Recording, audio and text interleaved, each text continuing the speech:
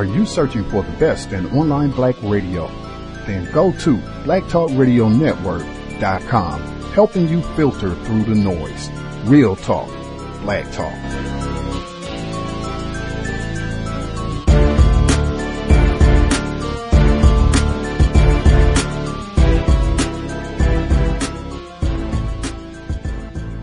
The internet is full of half-truths and all-out lies. We've all seen them, and many people on social media complaining about it. Here's your chance to show and prove. WorldAfropedia.com is a black-owned and operated encyclopedia. There are several thousand articles, but we need help. We can't uncover all the truth ourselves. So please, join us and become a writer, editor, or blogger for WorldAfropedia.com today. Every little bit counts. We owe it to the future generations to put the truth out there. Visit WorldAfropedia.com, the African-centered encyclopedia, a global database of African knowledge for the purpose of bringing about global African wisdom and understanding. WorldAfropedia.com.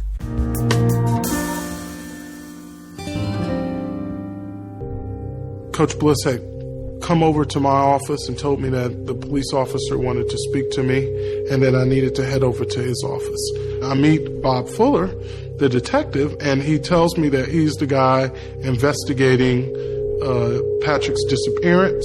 And I immediately ask Coach and the detective, do I need a lawyer? And Coach replies to me, not if you didn't do anything wrong. Essentially, what I was asked by Bob Fuller on that day was I distributing drugs via the team? That was a very frightening question to me. Am I distributing drugs through our team? I had been there for 12 days. All of that is very shocking to me, and it comes out of left field. And a few days later, there's another question. And that question is, did I threaten Patrick or did I threaten Carlton? And would I take a lie detector test, attesting to those things? I was very pleased with the outcome. The polygraph test would just eliminate him of any wrongdoing whatsoever. I have no doubt in my mind those accusations against the selling of drugs to the basketball players is totally a farce.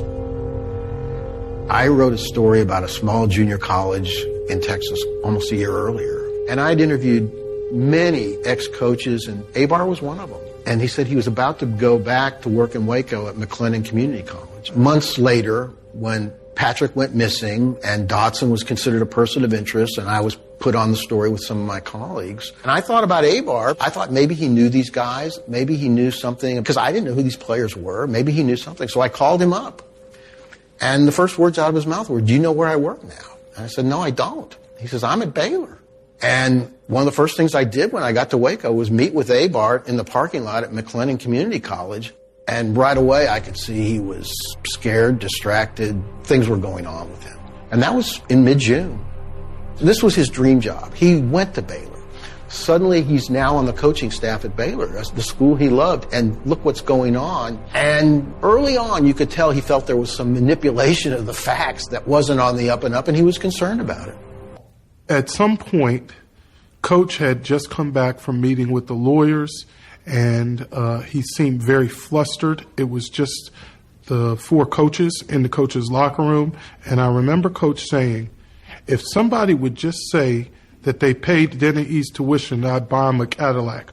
Shit, I'd buy them 4 Cadillacs. And he kind of starts telling the story about maybe Pat being a dealer. And I remember telling him, we can't operate like that. And that's when he was like, well, do you want to get fired? And I said, no, I do not. Abar was balking at it. Abar was fearful and obviously wasn't compliant. I remember coming back to my office, and I found a copy of his contract on my desk with the portion highlighted that he had the authority to hire and fire the assistants. And at that point, I understood what a reality this was becoming. He's backed into the ultimate corner. We're talking about a murder. We're talking about a young man who's dead. We're talking about family grieving, very publicly upset. And now this bizarre cover-up that he's being asked to participate in. He doesn't want to do it. And he knows that if he says anything about it, it'll be his word against Bliss's, and a powerful, well-respected head coach. This could seriously alter the murder investigation to a crime. This was going to result in everybody being put on a witness stand under oath and being asked these questions. And once that happens, once this begins, those lies, because the trial is so far off, will be truth by the time that we get to trial. I'd be lying if I said that I wasn't kind of motivated in a fashion by that to do what I did. I went and I picked up a $25 recorder, and I actually wired myself up. I put the mini cassette in my belt line, and then I took the mic and I ran it up through my shirt to the side of my pants, close to my arm. So you really couldn't tell. If I pulled my shirt out a little bit from my belt, you really couldn't tell that the mic was there. And then I would check myself in the mirror to see if the mic was concealed or it doesn't look that weird.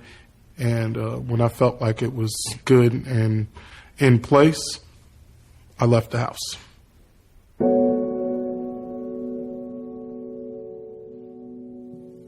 The first day I recorded with Coach Bliss, Coach Bliss is at the board. He writes reasonable doubt. Reasonable doubt is... And he underlines it. There's nobody right now that can say that we paid Penny because he's dead. Okay? So what we have to do is create the reasonable doubt. I got like 30 years. I've never talked to an NCAA guy.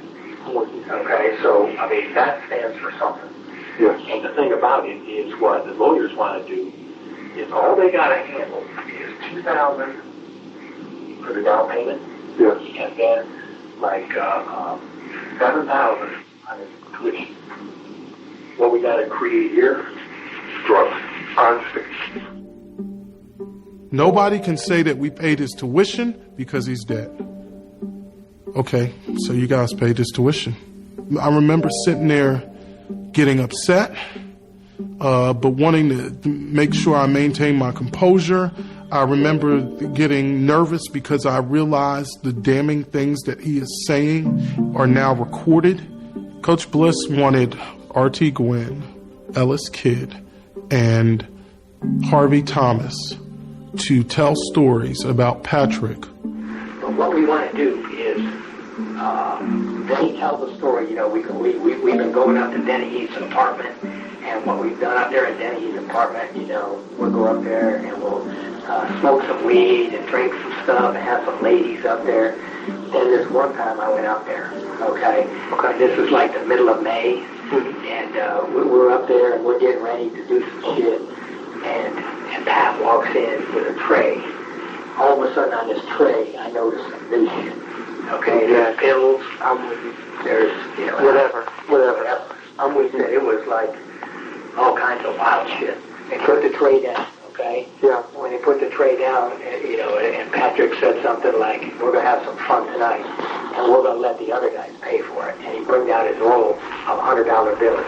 I mean, he's dead serious. And you're sitting there, and it's hard not to laugh sometimes about it. And when I tell you I have mixed emotions, it's like, because some of it is like so absurd, it's hilarious. It's like, okay. And then at other times you start thinking about how chilling it all is and sad. And, you know, Patrick's body had just been found. Context of White Supremacy. Gus T Renegade in for another broadcast, hopefully to share constructive information on the system of white supremacy. Today's date, Thursday, November 30th, 2017, so I have been told.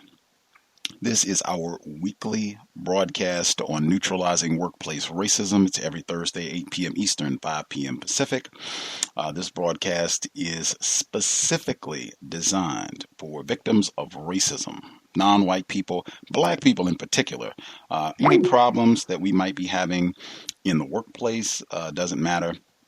If you work with mostly white people, if you work with mostly non-white people, if you're self-employed, whatever the issue is, this broadcast is designed for non-white people to share strategies, tactics for neutralizing racist attacks that we face on the job, so that if you are being scolded for being too quiet, or not being enthusiastic about the Christmas party, or suggesting that you don't even want to participate in the Christmas party, or being written up or denied bonuses, whatever the issue happens to be, unwanted touching, to dial in, share the situation. We can offer counter-racist suggestions on what to do to try to neutralize your problem. Certainly, if we have any non-white listeners who have figured out constructive things to do, you have figured out some strategies that work, that keep you in a position where you're not getting written up, you're getting your raises. If you get any sort of performance evaluation, you get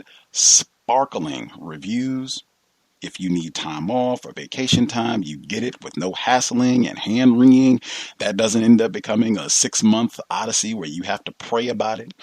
If you have figured out strategies that work well, so you can just go in, do your job, be unmolested, and it seems like you're going to be able to stay on that job until you are ready to leave, well then, hey, those are suggestions we need. If you are in that glorious category, you should be one of the first people to dial in the number 641-715-3640.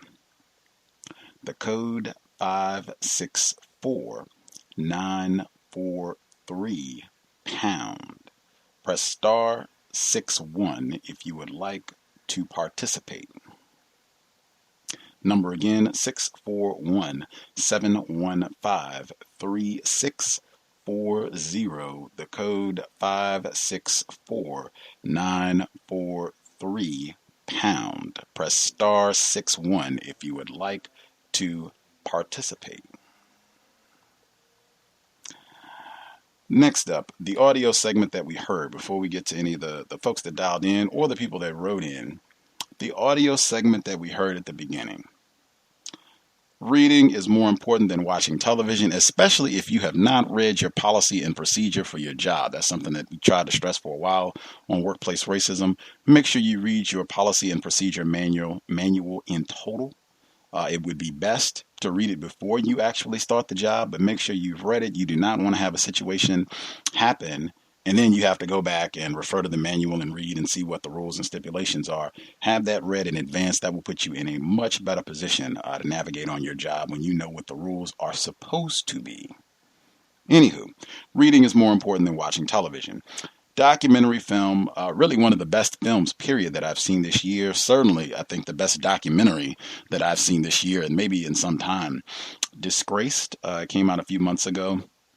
It's about Baylor University, which is down in Texas, close to Waco. Shout out to David Koresh. And it's about the 2003 basketball team where a black player, Patrick Dennehy, was killed. He was shot execution style twice in the head and killed. I believe he was in his early 20s. And just incredible scandal. I think it did get some attention at that time, but not nearly enough because of the system of white supremacy, and black life is just not valued. But the reason that I played that audio clip from that documentary, Disgraced, you talk about workplace racism. That right there is the context. You have a missing person report. They don't find the body for a month. So this starts out as a missing person, evolves to a murder case. Mr. Abar Rouse, that's the main voice that you heard in the audio segment. This is a black male. He was an assistant coach on the team. The head coach of the team was a white man, of course, named David Bliss. So this black male, and he's been on the job for 12 days. This incident happens the very month that he has been hired. So he's a new hire on this job when all of this, just extraordinary tragedy, a murder and everything else that went along with it, when all of this happens. So the first part of this is you have a missing person, and people are coming around to ask questions and see what the deal is. Has anybody seen this missing person? And so they go to Mr. Abar Rouse, assistant coach, black male. They go to him. And it's not, do you have any information? When was the last time that you saw him? It's, were you selling cocaine or any other drugs to the players on the team or using them to sell drugs? He is immediately under suspicion, and he just started this job. You heard his response. I've been here 12 days. Are you serious? I have a cocaine ring set up on a job where I have been hired 12 days. I haven't even filled out all of my emergency contact information yet. I'm still going through, the seminars and new training that you're supposed to get when you get hired someplace, and I'm being accused of being Scarface here. I mean, my God. So we start there. And then he says, they come back, well, did you threaten anybody here? And are you willing to take a polygraph test? That, wow, stood out immediately. I said, I need to make sure I ask any listeners, has anyone listening in, have you had to take a polygraph test as a part of your employment? I know sometimes they have situations where if money is stolen, right, somebody loots the petty cash to go to a brothel or whatever it is, they might call the enforcement officials and they might require that everybody, or people, at least people that are under suspicion, might have to take a polygraph or something else. But if we have any listeners, have you been required to take a polygraph test as a part of your employment? I think that would be great to know, to have counter-racist analysis of that, strategies and what have you, and or anybody listening, is that a part of your current contract with regards to employment? Like, can your current employer say, well, this is what the situation is. There was a theft or whatever it is, but, you are required under certain circumstances, you might be required to take a polygraph. Is anybody under those conditions? That would be great to just discuss that. I have not had that ever as a requirement for a job, so that is new one for me, although I am aware that, racists do require that sort of thing from time to time.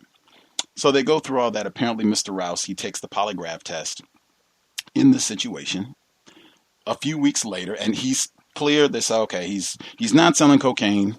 We think he passed. We think this nigger is telling us the truth. So you're no longer under suspicion. 3-4 weeks later, this goes from a missing person to a murder investigation. Now they found the body. Unfortunately, this black male, Patrick Dennehy, he's been shot twice in the head and killed. Body left out in the woods. Super suspicion now. Now they come back. His white head coach, David Bliss, comes to him and says, I have been cheating.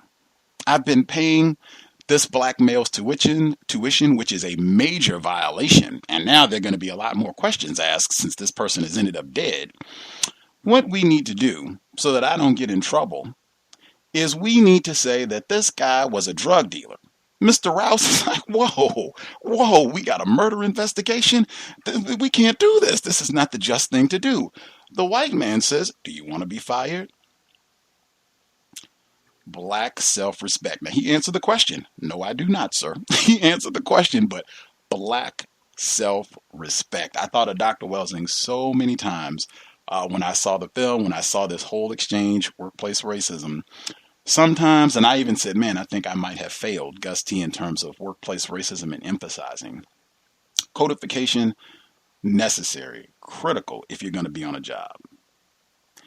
Keeping your composure. Mr. Rouse said that in the segment that was a part of his struggle to make sure he could maintain his composure in a very chaotic situation on a job that he had just started. That is very important. Reading your policy and procedure, extremely important.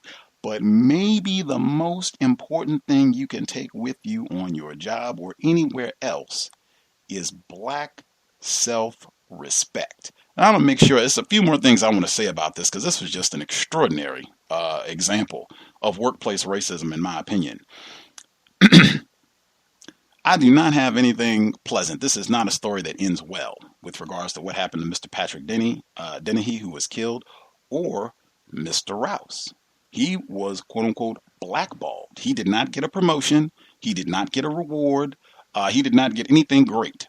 He lost his job and was permanently banned from coaching, which is what he wanted to do. That was his dream. That was the career that he wanted to pursue with all of his passion, was to be a college basketball coach.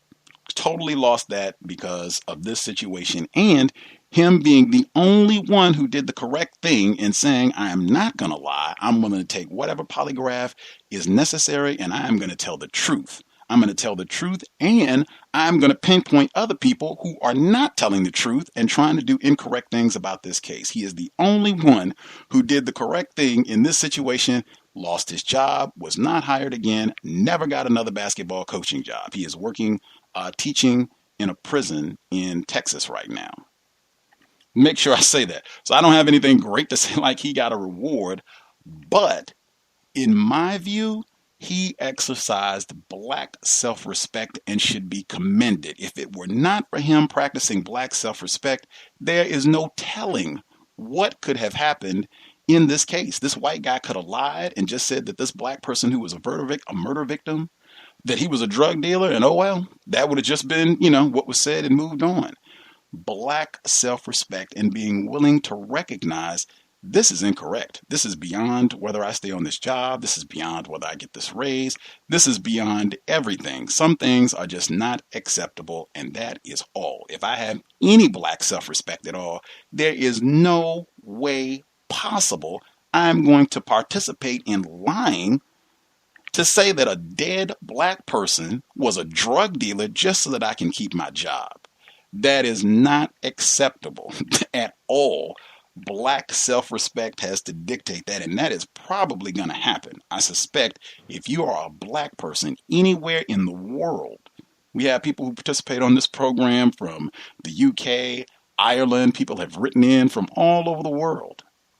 If you are a black person, it is very likely that you will be faced with a scenario, maybe not that intense, hopefully not that intense, where someone has been killed and you're asked to lie about it to police officers and everyone else as a part of your job. But there very well may be a situation where you are being asked, required for your job to do something that is incorrect and is going to be harmful to other black people, and you will know all of this. And you'll just have to make that decision. Certainly, we all have jobs, we all have responsibilities and things we have to pay, people that we are responsible for. Many of us are parents, certainly. But black self-respect should trump everything sometimes with regards to what decision we make on the job. Now back to Mr. Rouse specifically, who I said nothing good happened for Mr. Rouse out of this situation. Even the white guy got rehired, but that's another story. He says, you know what? This is not correct. I don't know if he said to himself, I'm going to exercise black self-respect, but man, that's the best thing I can identify it as. I'm going to practice black self-respect. I'm going to go out and spend $25 on a voice recorder. Texas is a single-party consent state. Gets his voice recorder, trains with it, figures out how to use it, goes to work recording, and that changed the entire case. Him going in and recording commentary that I strongly suspect no one would have believed if he did not have audio, that this white man is sitting around. What we're going to do is say that this was a drug dealer, and we're going to go around and coerce other students into agreeing with this lie and saying that a dead black person was a drug dealer on campus, and that might have something to do with why he was killed, knowing that none of that is true. And in fact, what he's talking about, I think, is a felony. I think they call that obstruction of justice if you've got a murder investigation and you're encouraging witnesses to give false testimony.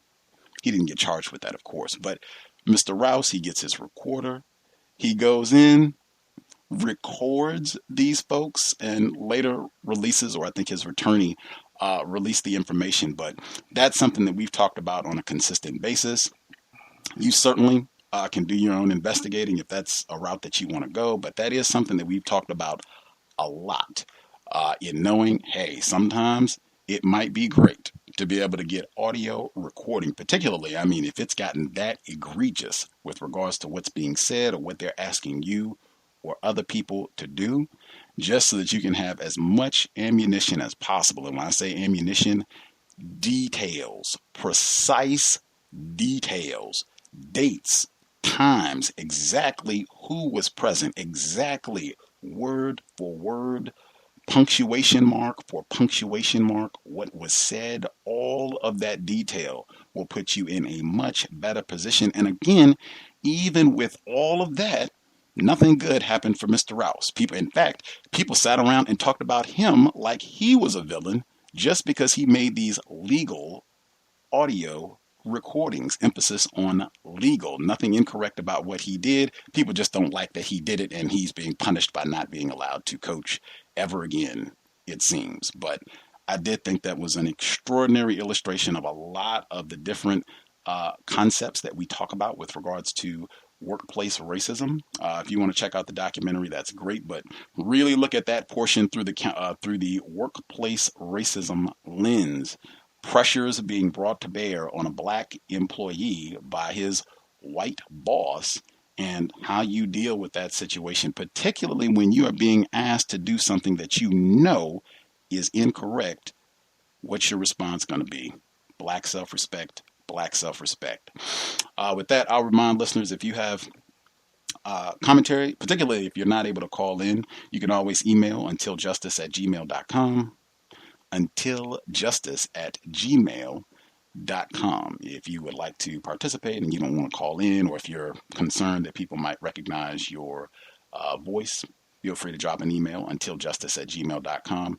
Several folks wrote in, so I'll read their commentary as well. Also, make sure I remind folks, this is not a broadcast for spectators. This is about non-white people who are employed, either you're self-employed, if you're an entrepreneur, whatever it is, sharing their experiences, strategies with regards to workplace racism. This is not a broadcast for non-white people to tune in and be entertained for a period of time to hear whatever difficulties black people are having. That is not what this is about.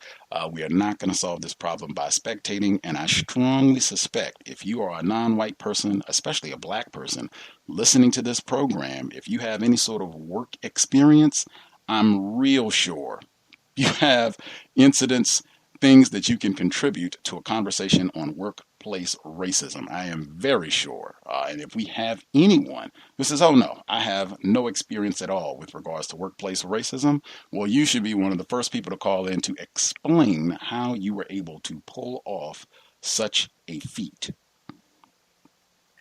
Number again, 641-715-3640. The code 564-943 pound. Press *61 if you would like to participate. I have a few folks who already wrote in commentary. I will add their comments as we roll, but I guess I'll start right there before we even move forward. Any listeners who have had to take any sort of polygraph test? If you've had to take a polygraph test for any job that you've worked, or even if you haven't, but if you know, oh yeah, that's in my contract. That's something that, if something happens on the job, drug related or crime related or whatever it is, they can, require that I take a polygraph test, and my taking it, me remaining employed, is contingent upon me taking this test. If anyone is in that predicament or has been in that predicament with regards to their job, would like to hear about that pronto. And again, to emphasize black self-respect on jobs. I cannot say that enough. And in fact, I guess I would put that out also as a question to pose to listeners. Has anyone been in that position? Because I feel like that's one also that a lot of us have probably been in, where black self-respect might have to outweigh even your entire career. Because Mr. Rouse, and he knew, that's one thing I got to make sure I get in. Mr. Rouse gets just the highest commendation that I can offer as a victim of racism. And in fact, if we have any victims who are in the Texas area, Fort Worth, Dallas specifically, if I could get assistance in trying to get contact information, I would love to have him as a guest on the program. But he knew he was sacrificing his career, going ahead and making these audio recordings, and he did it anyway. Black self-respect. But if we have any folks where black self-respect ended up meaning more than the job because they were asking you to do something that was incorrect, that would be grand to know as well, because that's something I think we should all be thinking about. Like, at what point do I say this job is not worth my black self-respect? Folks who dialed in with a hand up, line should be open. If you have commentary, feel free.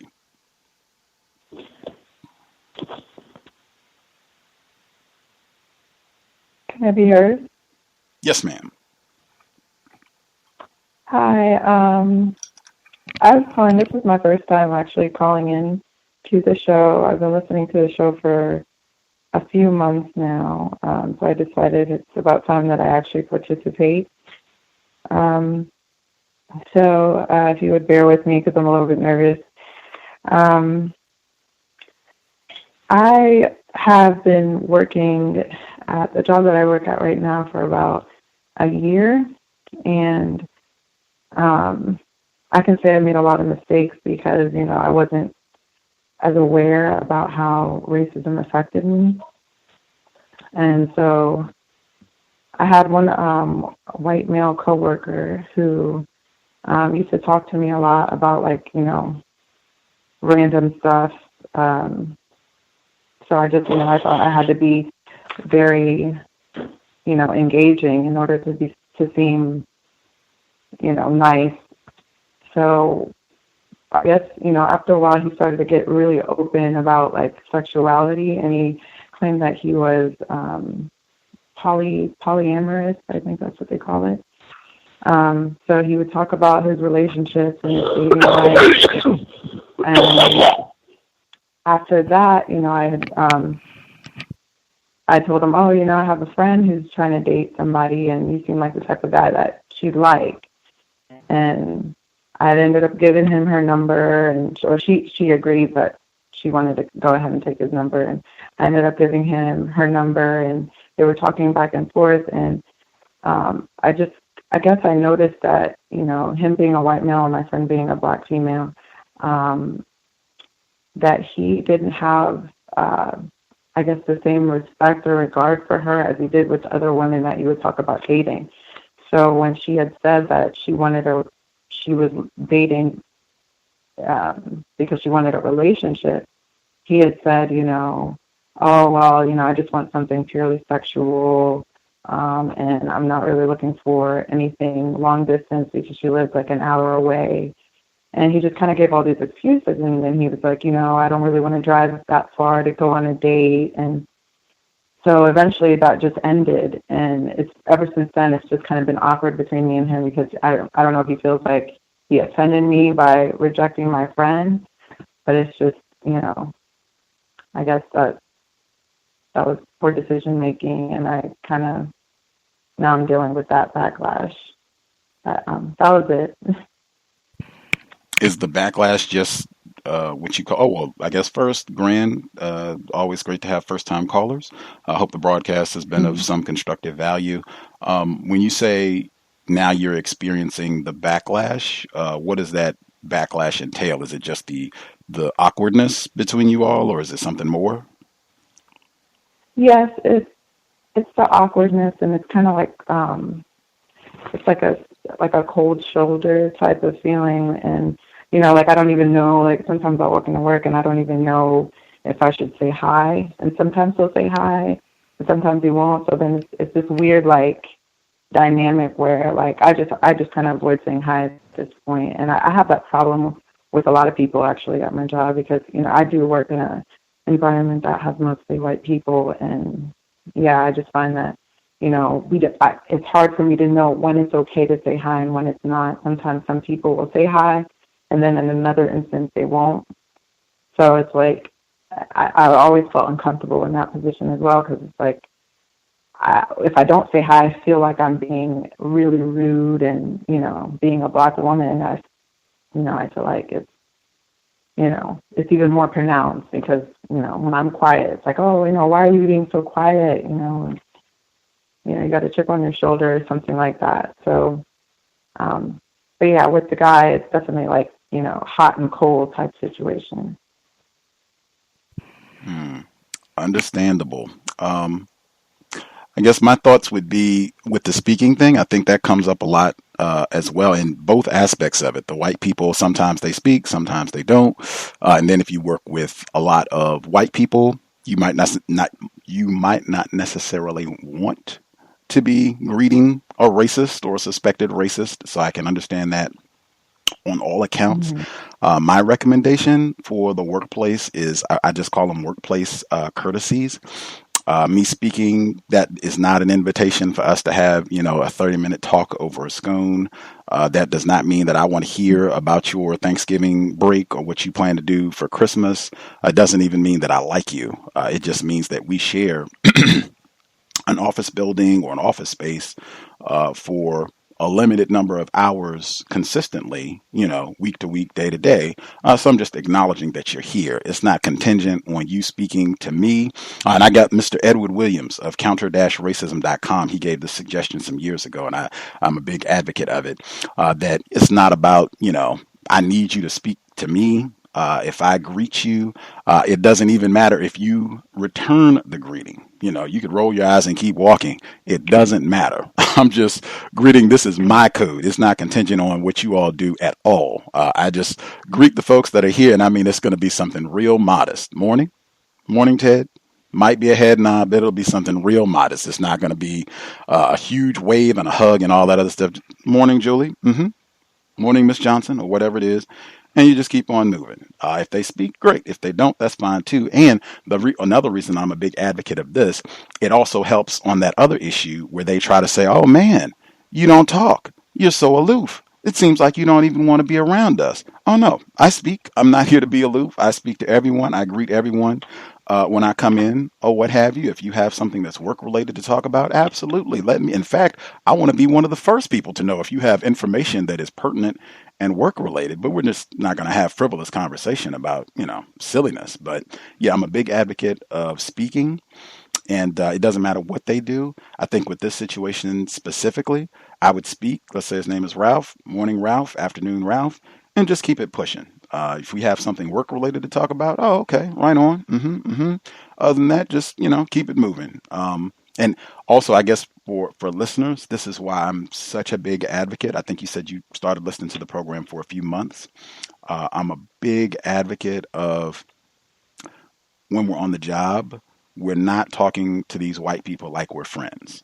We're not having conversations about dating and that sort of thing. That is, danger. We should be thinking that, Jerry Sandusky is trying to holler at us, something like that.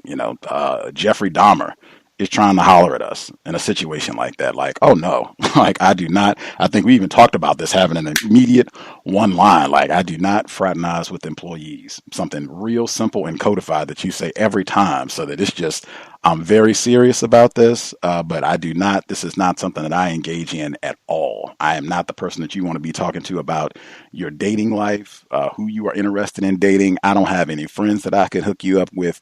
None of the above. And everything that's playing out in the news right now should emphasize why that you don't want to pursue that at all. That's just an invitation for things to be horrible.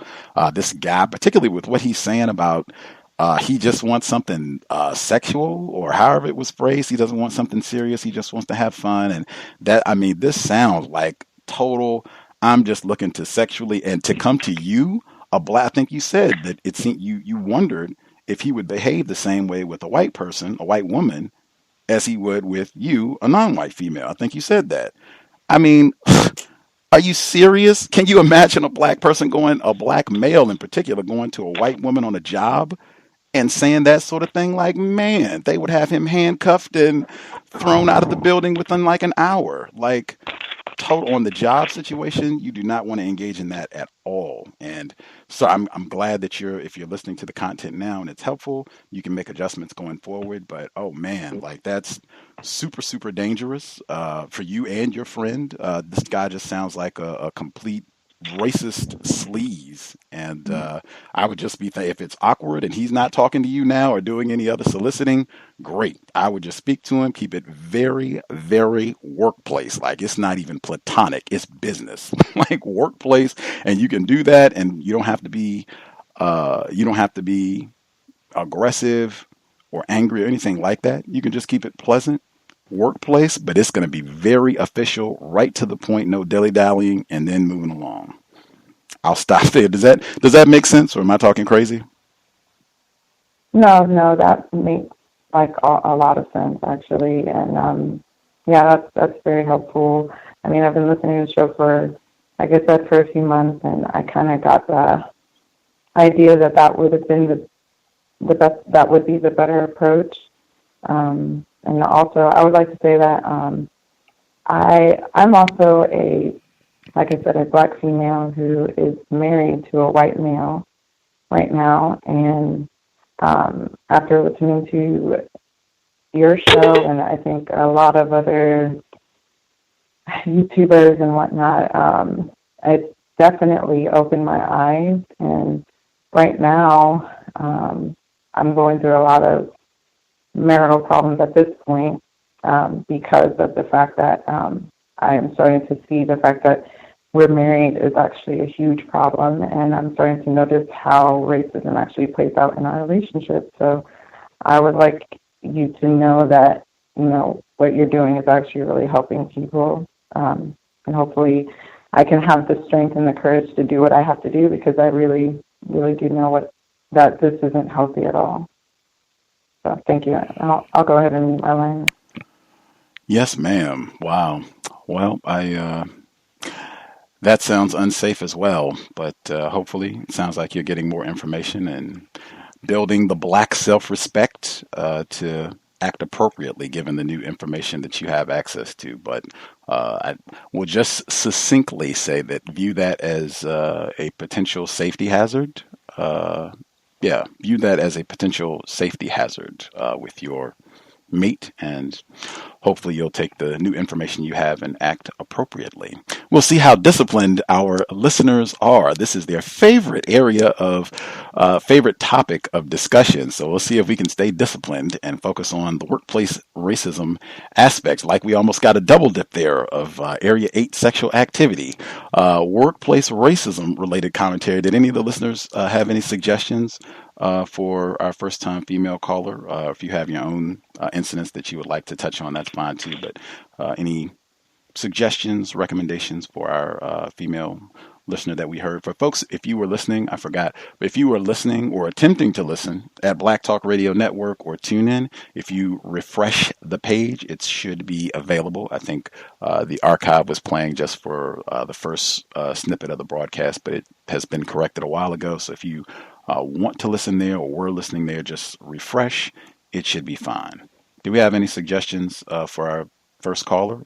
Folks had their own comments that they wanted to share. I have a question. Now, can I be heard first? Greetings, Thomas in New York. Greetings, Gus. I was victimized at work. Sorry, they gave me the flu shot. I had to take it. I waited till the last day. And I would have been suspended if I didn't take it. You know, plus I work at the hospital, so it's mandatory. In the process of going any way to get it not undone would be a 6 week, 6 weeks of no pay for an investigation. They have it really in a way that you have to take it. So I'm a little under the weather. Apologize. Is this white man has been speaking to this lady in a sexual way? Is that what I'm getting? Can I be heard? Yes, yeah. We can hear you. Can you say some specific things that he might have said to you?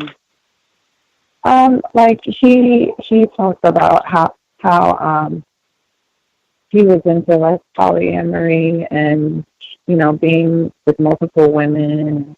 He would talk about kind of how he was into S&M and like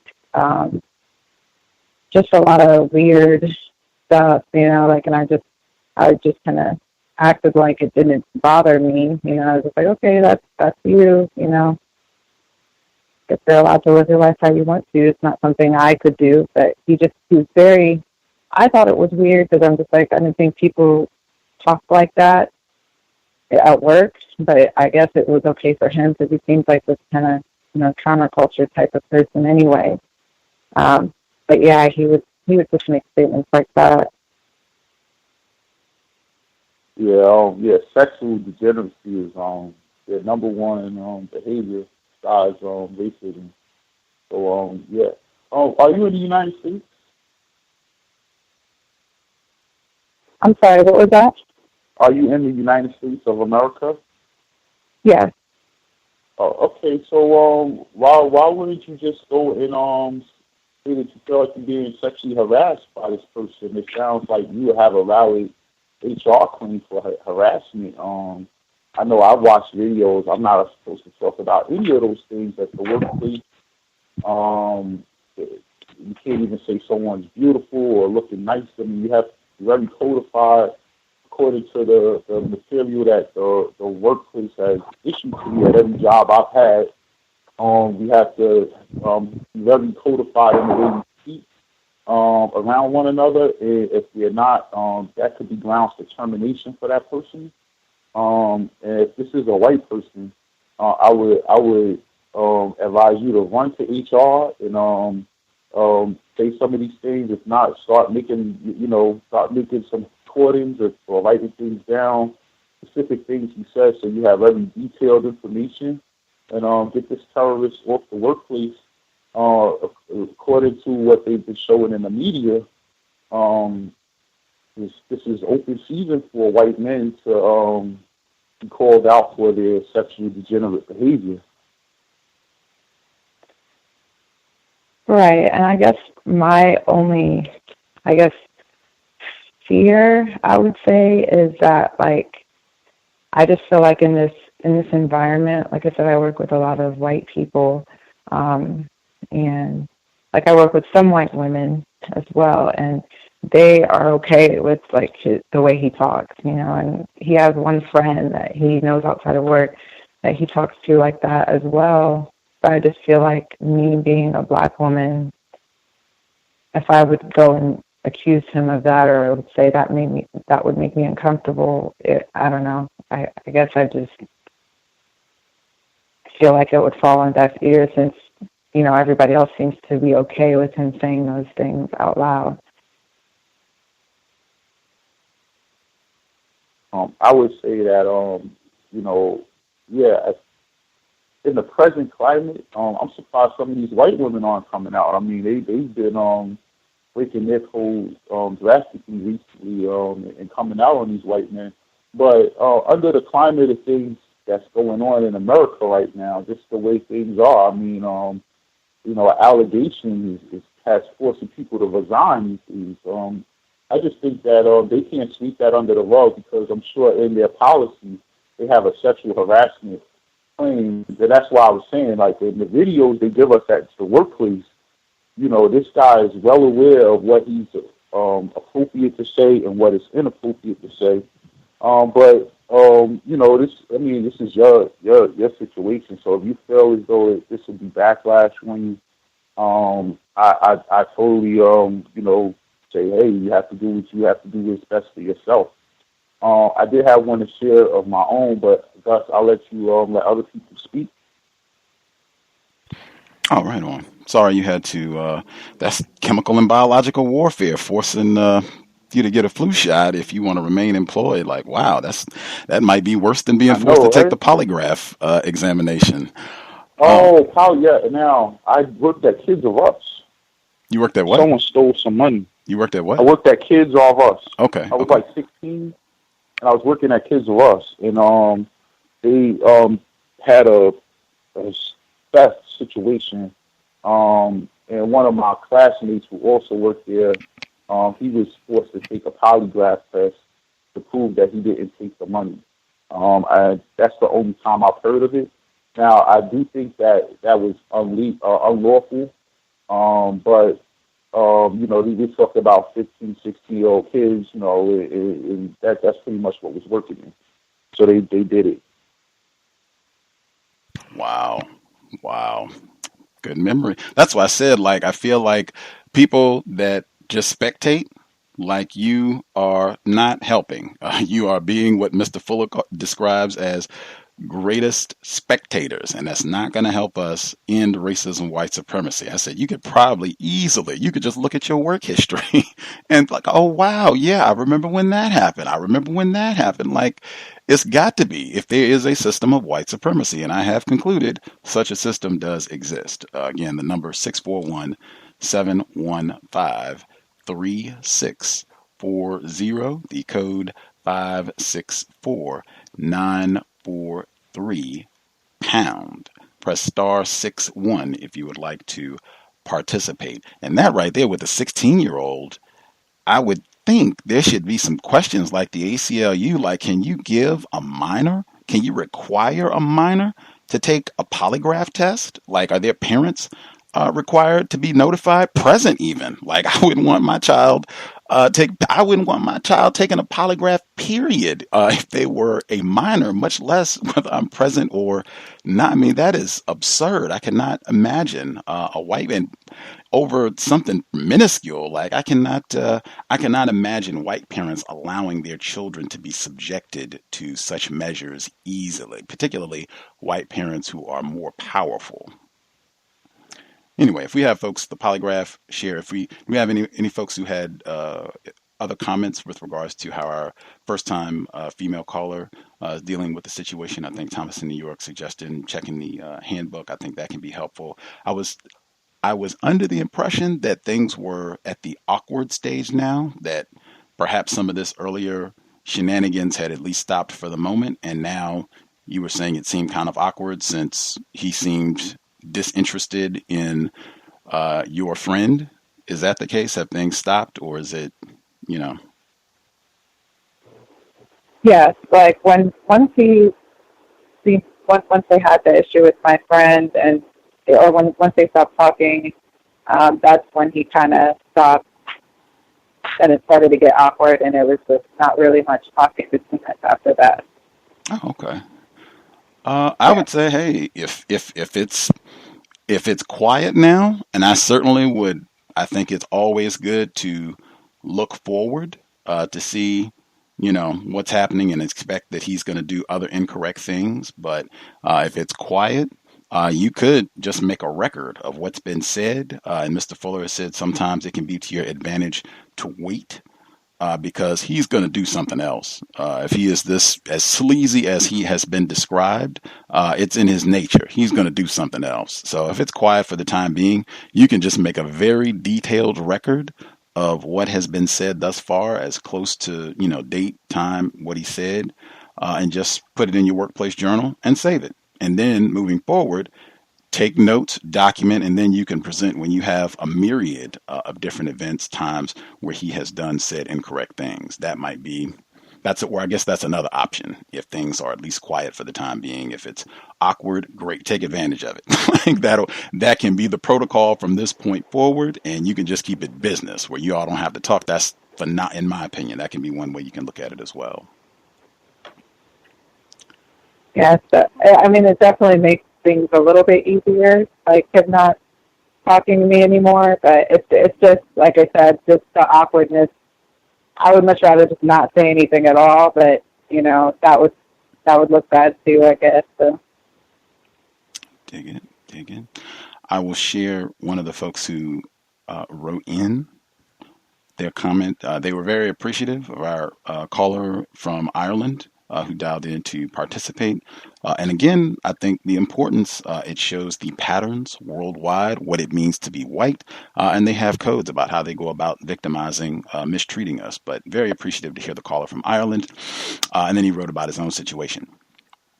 He writes, as a black male. Of course, I have my own story, which would take a while to explain. In a nutshell, a white male was mistreating a white female and some other non-white, non-black individuals. I was not codified and was on instinct only. Oh no. I suspect this is not going to go well. Let's see. But I was ready to lose my job to not be mistreated. We might have black self-respect though. Let's see. When the perpetrator approached me with extreme disrespect and expected me to just take it, I went straight to the VP of the plant, very distraught, and explained what was happening as clearly as I could. The VP of the plant suggested I go home and recover. The next day, he apologized, the white male manager that was mistreating folks. I proceeded to express to him that I hear his apology and very directly let him know that I would be testing his apology by watching him on a day-to-day basis to make sure he is living his apology. 6 months later, he left the company. I don't recommend any victims to follow my route, but to follow their own code. The only reason I took that action was that I was willing to lose that job and had no children or anything major to lose personally. I would then look for another position. During my talk with the VP who knew my work and have had 10 plus years of experience with me, realized in the past 10 years I have never complained about anybody or anything. This might have been my saving grace. I had no history of being upset and distraught and was able to express that and was taken seriously. Right on. He says another day in the system. Absolutely. Can't stress that enough. Although, as I said, black self-respect, extremely important. And that's another thing. If you deem, what's happening, if you can take time to think about it and say, hey, if I lose my job for reporting this, acting on this, if I lose my job, I understand that that could be the consequence, and examining what that means, and you're willing to accept those consequences, you've thought about it, do what you have to do. You're going to be in that position, and sometimes Mr. A-Bar Rouse, that was the position that he was faced with, and he chose to record anyway, and it did indeed ruin his career as he thought it would. But black self-respect sometimes is more important than keeping a job. In fact, I would contend one of the things that will probably challenge all of us, replacing white supremacy with justice, is more important than keeping a job. Thanks for the person who wrote in. Do we have other folks who had commentary they wanted to share?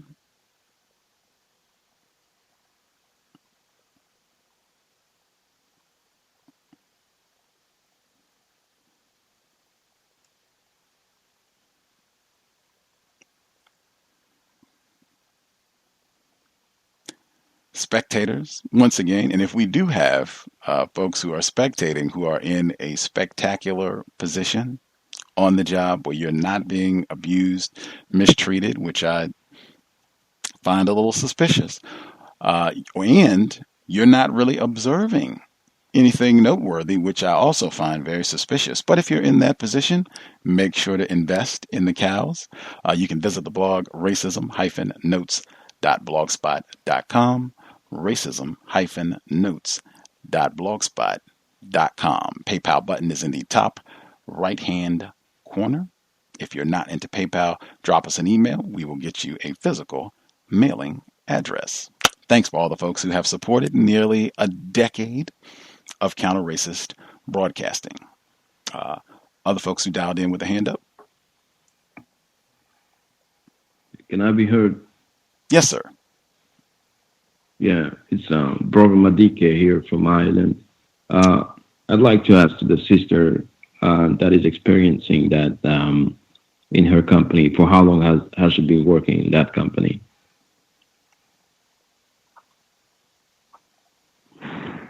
I've been working here for about a year and a half now, that's it. All right. And in which sector, which industry or company is operating? It's chemical engineering. All right. So my simple comment is that, and I'm just taking the word from Malcolm X. What Malcolm X said was that you should not be afraid to go to jail, because as a black person, under this condition of white supremacy, you were born in jail. In the same way, in your company, you should not be afraid to report and to go submit a grievance, because you are fired every day as a black person. Your life is on the line, your career is on the line, your job is on the line. You can lose your job for something smaller than that. So don't be afraid, because when you go to work, you are with these white folks. When you come back home, you have them. You have to do something, sister. This is for your mental health. This is for your peace of mind. This is not only to feel good, but to do good.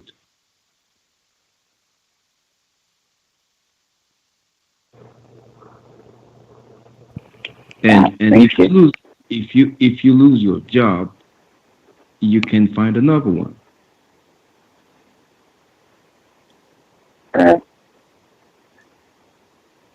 Yeah, I'm out. Racists do make it difficult for black people to obtain employment often, would you say, Mdike?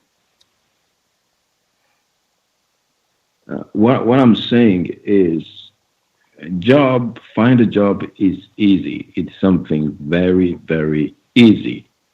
The only thing is, because we are blacks, we know that there are discrimination and favoritism on the white side.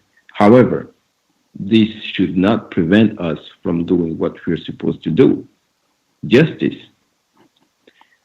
If you are a black person working in a corporate plantation, you are fireable every day. Again, for something smaller than what you just mentioned.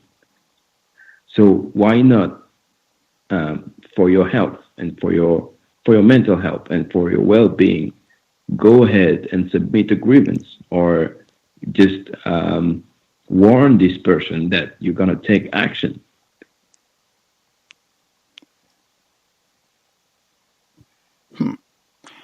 That is logical. Certainly, we are under attack every day. I suspect for many of the folks listening, at least it's been my experience, sometimes racists do not make it easy for black people to get employment. That's been my experience from time to time. But replacing white supremacy, as I said, I think I stated it earlier, we certainly have higher objectives that we are shooting for. We have other folks who had either suggestions, or if you had your own situation that you wanted to share. What time is it in Ireland again, sir? It is 2 a.m. in the morning here. Wow. Context of White Supremacy on Friday morning. Wow. Other folks that had a hand up, if y'all had comments or on your own situation, or if you had suggestions for any of the folks who dialed in thus far.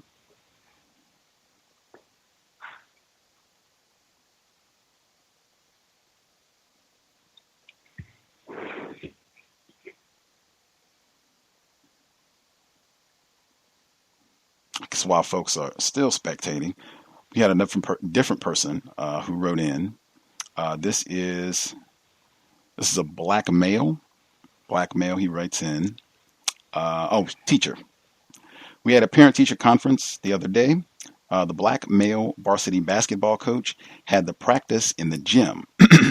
He was told that he would not be able to practice due to the conferences. He was frustrated, but he complied.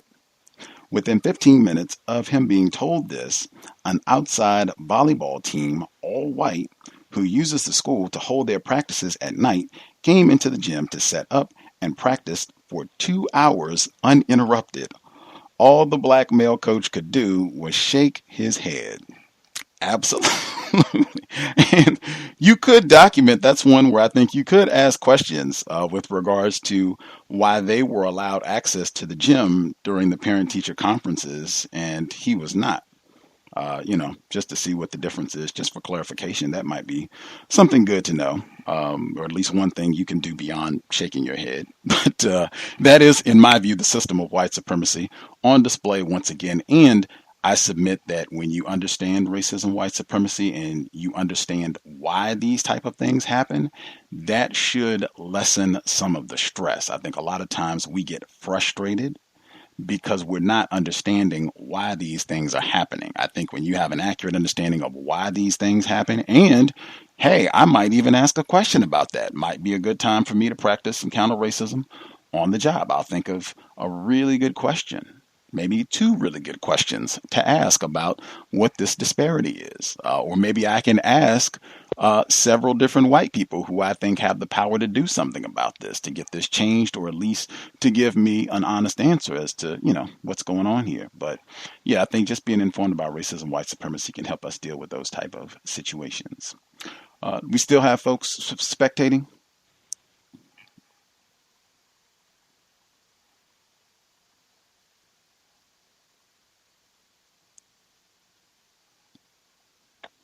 Can I be heard? Yes, sir.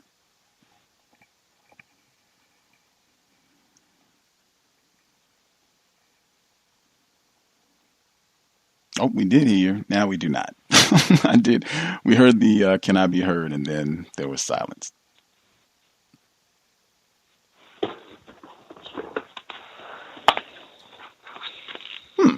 Maybe he got disconnected. I think that caller in Florida, if you were there and you were sharing, you got disconnected. If you want to ring us back, we'll get you. Or if you hit your mute button maybe by accident.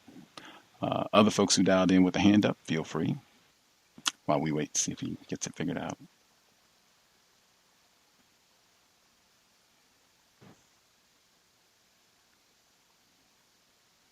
Caller one. Can I be heard? Yes, ma'am. Sorry. Yes, ma'am. Hi. I wanted to talk about workplace racism. I'm still at the hotel. I transferred to another location. The same people that run the one that I was at before kind of run this one as far as district managers and so forth, even task force managers. So it didn't make it easier for me. I just came. And it's the same ruckus from the similar to the last hotel. So a lot of Caucasian people there as far as bosses, leads. We didn't have a manager. We just got a manager maybe a few weeks ago, Caucasian male. So everybody's Caucasian except for maybe Spanish housekeepers and myself and two other black ladies. So the Caucasian guests are very matter of fact. They come in with this matter of fact attitude. They're very stern, and then they want you to break the ice.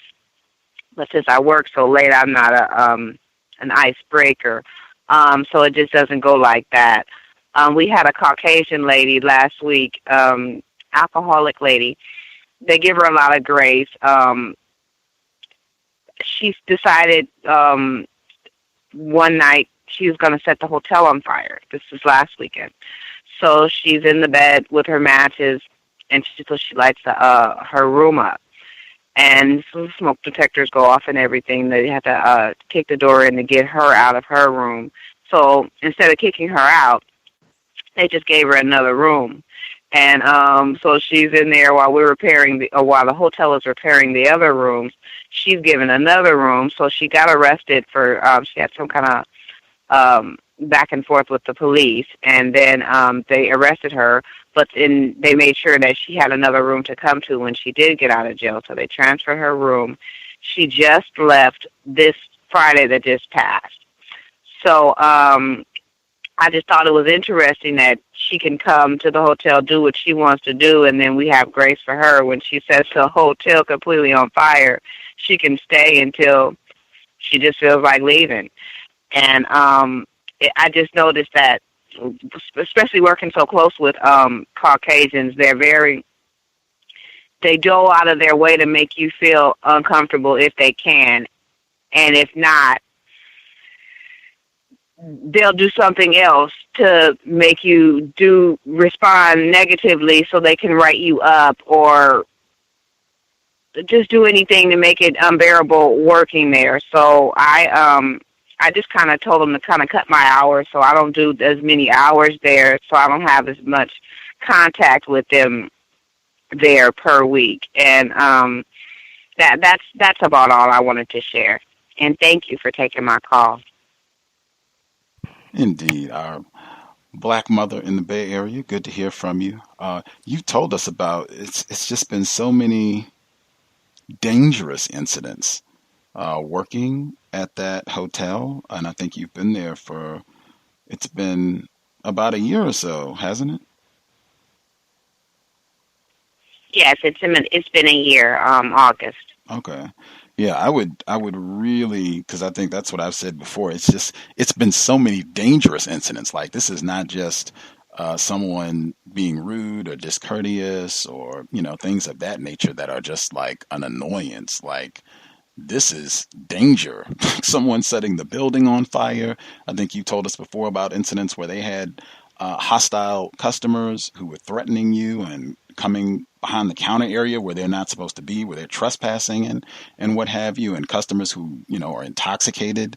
It just seems like it's such a dangerous environment that I would not want to be. I mean, it's great. It's fantastic that you cut your hours. Great. Lessen the amount of time that you have to be there. But I mean, wow, I would really have to focus as much time and energy as possible on, total extrication, like getting myself out of that environment. I think sometimes in this system, I think that happens. Like, we just get so bogged down in the system, and they make it so difficult on us to change jobs and to just do things that are constructive, that we can get stuck. And like, I don't think you took that job with the intention of being there for like 5-10 years, did you? No. Okay.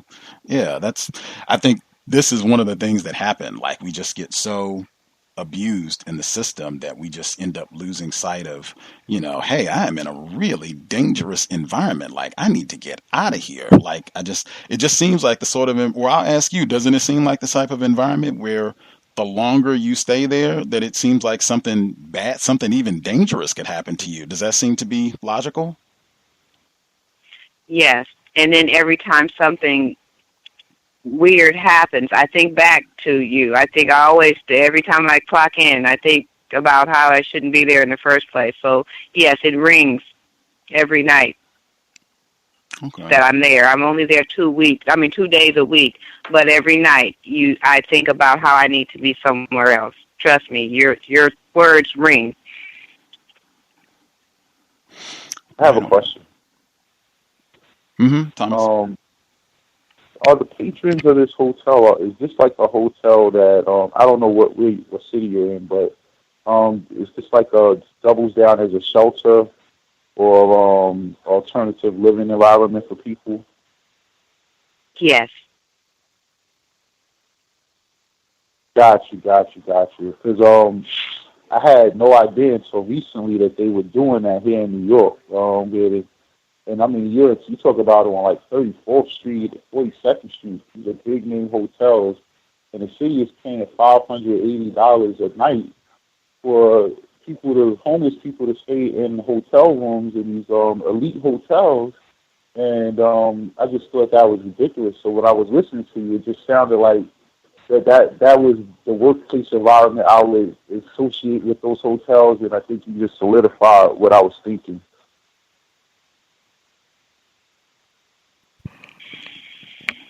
Dangerous. Yeah, and I think that's another one for Black self-respect too. Like, recognizing when we are in a place of employment that is dangerous, and a place of employment where we didn't intend to be for a long period of time, to make sure, hey, Black self-respect says, out of respect for myself, I got to make sure that I'm putting myself in a better position in spite of what racist white supremacists intend for me. And I know they have ill intent. Very important, I think, for victims, because that happens to a lot of us. Man, that's almost what the system is designed to do, We have other folks who had suggestions or comments on what we've heard thus far. I forgot if we have holiday party suggestions. I was having a conversation. I have to give credit, I guess, my hat tip to Chantel. She's been a guest on the program before. She did the program about a year ago. White mom, biracial daughter, quote unquote. But she suggested a documentary film, Disgraced, and she was talking about workplace racism. That was all we talked about: Disgraced, the documentary, and workplace racism. And specifically, she said, office party time. And so she's been on the same job for, I guess, a year now, or maybe even longer than that. Specifically, she was saying that they have their annual Christmas party. She did not attend last year, and she said that she remembered that people, whites, her boss, and others in the office, they were a little snarky. Actually, her boss is a non-black, non-white person, quote unquote Indian. Anyway, it's office party time again. And so she was going to go this year, and she already had the code laid out. I will attend. The party starts at 4 p.m. They actually get work off to attend the party. That's why it's kind of quasi mandatory, even though they say you don't have to attend. But so it starts at 4, goes to I think 7 or so. She already told them, I have a prior engagement, so I'll have to cut out early. All-star counter racism. Get there at 4, do my 30 minutes, and I'm out. Then she notes that a white colleague just flat out says, I'm not going. And so they ask, oh man, why aren't you coming to the party? It's gonna be great. He says, oh no, I don't have a date. I just, I don't feel comfortable attending these type of events without a date. And so she interjects like, hey, I'm going by myself and I'm a female. And he's like, yeah, it's just not my style. I don't have a date, so I'm just not gonna go. And they leave it at that. So she's like, that is such a ridiculous excuse. If that's enough you could just say that, and that's grounds for not attending, I'm not going either. And so she changed her mind and just said, I'm not going to attend at all. If it's not mandatory and you got other white people who can just make up any kind of wacky excuse that they please and not attend, I'm not going either. And hey, time and energy is valuable. I cannot emphasize that enough. Time and energy is valuable. None of us have an infinite amount of time, and I recommend avoiding environments where it's going to be whites and alcohol, and this here thing was going to be at a bar. So, I mean, hey, if you gotta attend, if it's mandatory, or if you are fearful, and I'm honest about that too, hey, if you are fearful, if you don't think it's going to be easy for you to get alternative employment, factor that in. Hey, I think some other people have said that they felt that they lost a job because they did not attend these type of functions. Fine. If you got to go, have a code. You do your 30 minutes, you take a picture, you don't consume any alcohol, you hopefully have somebody with you who can monitor and help keep you safe. You let them know in advance you got a prior engagement. 33 minutes pass. Well, it's been fun. I will catch you all later. Drive safely. We have other folks who had commentary. Our caller in Florida, if you figured out your mic situation, feel free.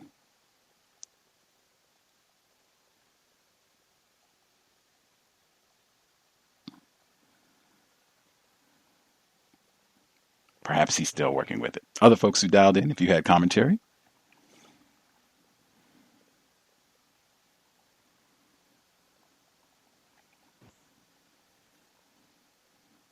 I do have something else I wanted to say. First, I sent you an email today because they had a Victoria's Secret model caught at a Photoshop shoot singing Cardi B song and using the word nigger. And it reminded me of that workplace incident I told you guys about, where I walked into the room and the tech was setting the room up, the nurse, and she was, I walked into her saying nigger as well, singing that same song. So I just thought that was, interesting.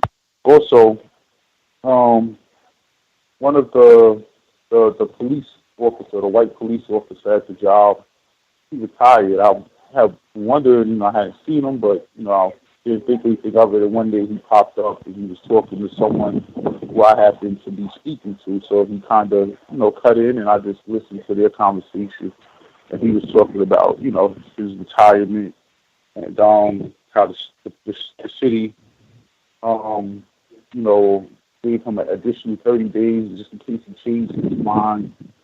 And also he got a pretty good, cozy security job at the hospital, or not the hospital, at the college, one of the colleges in the city, for $90,000 a year, So I just thought that was very interesting because I personally witnessed this guy helping them cover up that burning thing situation, and also personally, see some racist activity on a day-to-day basis that I would see him when I would work in the emergency room where he was stationed. So now he's on the campus.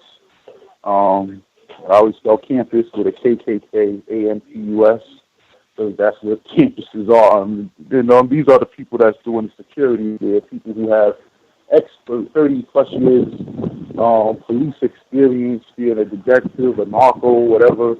And they hit these campuses and terrorize these young men, which pretty much is probably why they went and wanted to ask the guy first thing, were you selling cocaine? That's the type of police that I believe are on these campuses.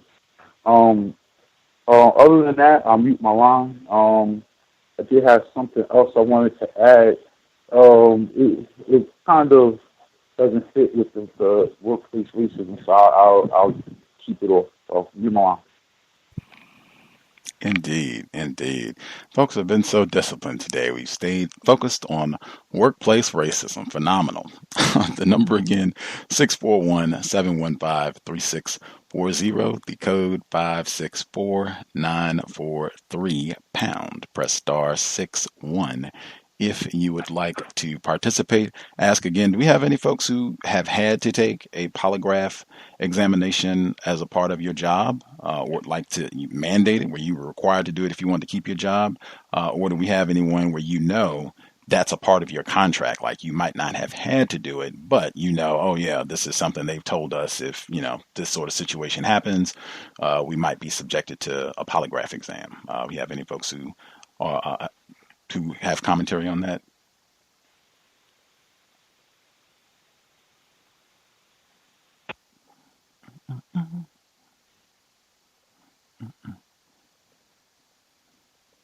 No polygraph, folks. Right on. Folks, may I be heard? Yes, ma'am. Hello. Thank you for taking my call. This is Red in Nevada. To answer your question, I don't recall seeing that in any type of employment contract as far as having to take a polygraph exam, and nor have I had to take that. The only time I've ever heard of anything similar to that was when my mother, she was inquiring about becoming like a 911 operator, and it wasn't necessarily a polygraph, but it was like I felt like it was at least a really vigorous questionnaire. And so I know one of the questions she had said she had to answer was, they said, well, have you ever consumed or smoked marijuana? And if you said yes, then it went on to say, well, how many times was it? Was it between 1 and 20 or 1 and 10? So it was kind of like it didn't matter whether it was just once or whether it was, I guess, socially, it was still looked at as the same. The only things that I have to share this week in regards to me applying for a job, and I just wanted to read there was like 2 questions that really stuck out to me that they made me answer. And as has been mentioned before on the cows, like Nevada, they have legalized medicinal and recreational marijuana use, and there are a lot of different dispensaries here. And so it says, are you a current user of any illegal drugs, which includes drugs that's used is illegal unless it has been prescribed by a physician. And it says this particular job, it says they use federal law to determine whether drug use is illegal, even if a state or local law permits the use. Under federal law, marijuana use is illegal, even if prescribed by a physician. So I definitely thought that was definitely really interesting, because I was thinking about that, because in Ohio, I can't quite remember if it was on the ballot as far as marijuana being able to be used medicinally or not, but I've heard with different people around me, they just assume that since it might have been able to be used medicinally, then that would be fine. So you wouldn't have to take a drug test, or those questions wouldn't matter. So like here, since it is, recreational and medicinal, they still don't care. And then the other thing, I just thought it was interesting how they defined race when I had to select a racial classification. And the part that I thought was interesting was white. Well, I'll first start with black. It says a person having origins in any of the black racial groups of Africa. And then a white person is defined as a person having origins in any of the original peoples of Europe, Middle East, or North Africa. So, but it didn't describe or it didn't define what original peoples were. And I just thought that was just funny how I've never heard of an original white people coming from North Africa, or I guess even like the Middle East. So I guess that's all I wanted to share for now. Thank you for allowing me to speak. I'll mute my line. Interesting. That's drug testing might be added to that as well. Flu shot, drug test, or polygraph examination if you are required to participate in any of that contingent on keeping your job. That would be interesting. But the drug testing, that is something that I think, yes, indeed, we have talked about on the program before, that they could legalize, but that doesn't necessarily mean that black people still won't be obstructed from employment as a result of cannabis consumption. Like, they do that sort of thing all the time now, and they could still do random drug testing, or just a variety of ways that I could still see that hampering black people from being able to move about constructively, go about our business, replacing white supremacy with justice. And I mean, Nevada, legal prostitution. I mean, really, if you want to talk about criminality in Nevada, they got legal cannabis, legal prostitution. I mean, man, you can go and fight and beat each other until you have a concussion. Like, yes, viva Las Vegas. We have other folks who had commentary they wanted to share. Workplace racism. May I be heard? Yes, sir. Thank you, Gus. This is Octavius out of New York City. Basically, this is a little bit to the drug testing point. Every single job I've been in, they constantly drug test. And the majority of these roles are in downtown Manhattan, Wall Street area. They frequently drug test around there, to the point where in the building they'll have the drug testing area going on right there. That being said, I feel like this is obviously, pretty straight to the point. Like, it deals with a lot of brothers and sisters that may use marijuana for whatever purposes, whatever. But they definitely like cutting people out by doing that. Second thing is, and I'm not sure how everybody may feel about this, but I'm just commenting about going to my son's parent-teacher meeting today, and I hope this can kind of encompass and be a part of workplace white supremacy, as far as a child dealing with quote-unquote racist teachers and obviously situations that are set up to put him back. And it was very clear that there were certain teachers in there that had that didn't have his best interest in mind, and kind of viewed him as the bad black boy, so to speak. And I'm having issues with it because he is surpassing most of his class. Like, there's nobody else in the class that surpasses him, but they're still holding him back from moving to a next grade or a next class within the next semester. And I'm trying to, the only thing I've thought about in regards to dealing with this is actually getting an advocate, but this is something that I kind of I'm actually I would like to get other people's input on it because I want to hear different perspectives. Basically, that's what it boils down to, and see if there's anything else I can do besides getting an advocate to come to the school and actually speak with me and stand by me, so that another eye and another pair of another mind there to actually address issues that they may throw towards me to not let him move forward. That being said, if anybody has any input, I would definitely like to hear it. And thank you again for allowing me to speak, and I'll mute my line. Indeed. Appreciate that. Any suggestions on helping to advocate for this black child? Exceptional black child.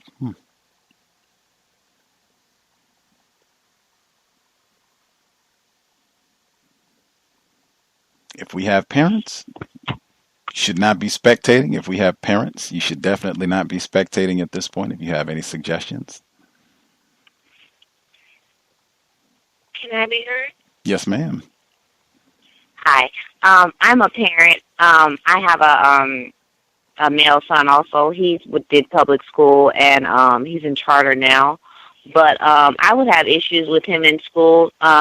Maybe in my beginning years, I would have academic issues, preschool, kindergarten. That's kind of where it stopped academically. If you can find an advocate, that would be good. You kind of gotta go by whatever their laws are. But I would sit in class if I have to, take them out if I have to, put them in another school if I have to. But you just kind of stand firm by what he states and what you state. I know they have their own rules, but it's what you say.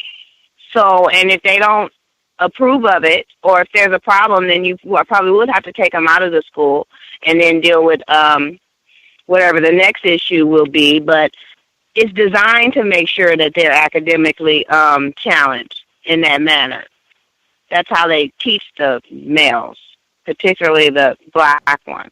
So that's their job, and your job is to kind of counteract it. So you're going to have to go to sit at the school, maybe take turns. That's what I would do.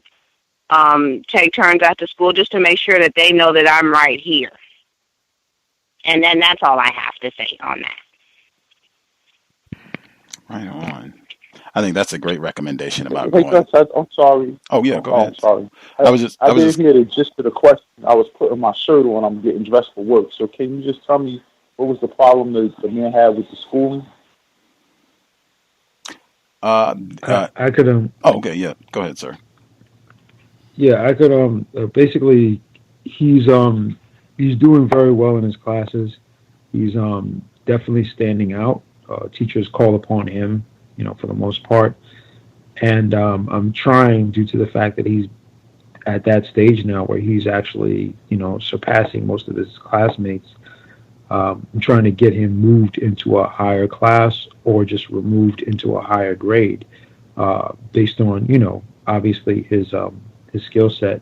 But I'm kind of getting pushback, not even kind of, I'm just getting pushback, period, stating that, he's not ready or he's not doing this or X, Y, Z.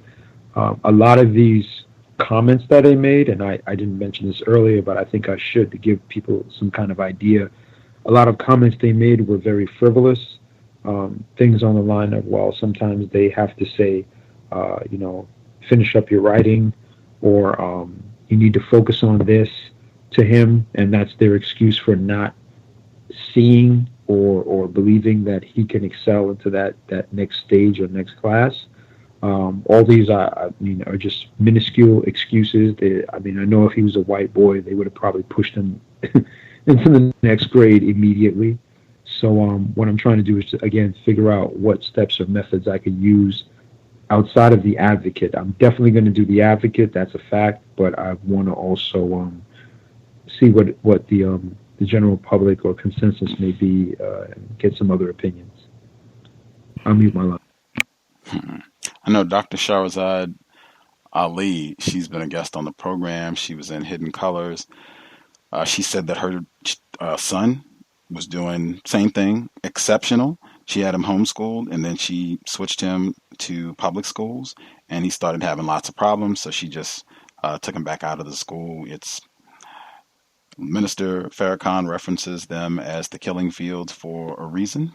It's going to be designed to produce a lot of those problems consistently. Like you can certainly advocate and go in, but yeah, if you can look for alternatives, that would certainly be helpful as well, because it's designed for it to be more difficulties, particularly if you have a black child that is intelligent, brilliant. Sounds like it's the case here. Do we have other parents who had any recommendations on how you would deal with this situation? Parents? Can I be heard? Yes, sir. I am not a parent, but I definitely experience what is being said right now by the brother. And I would say that the first race soldiers are not the police officers. They are the teachers. The teachers are there to kill skills, to kill our education. And the second line of race soldiers is indeed police officers and judges and whatnot. Now, my suggestion would be to apply 3 different things. The first thing that you have to make sure you do is at the child level, because the trauma and the mental health of the kid at school that is experiencing that kind of treatment, it is very, very sensitive. So you have to make sure that your child stay being proud of himself,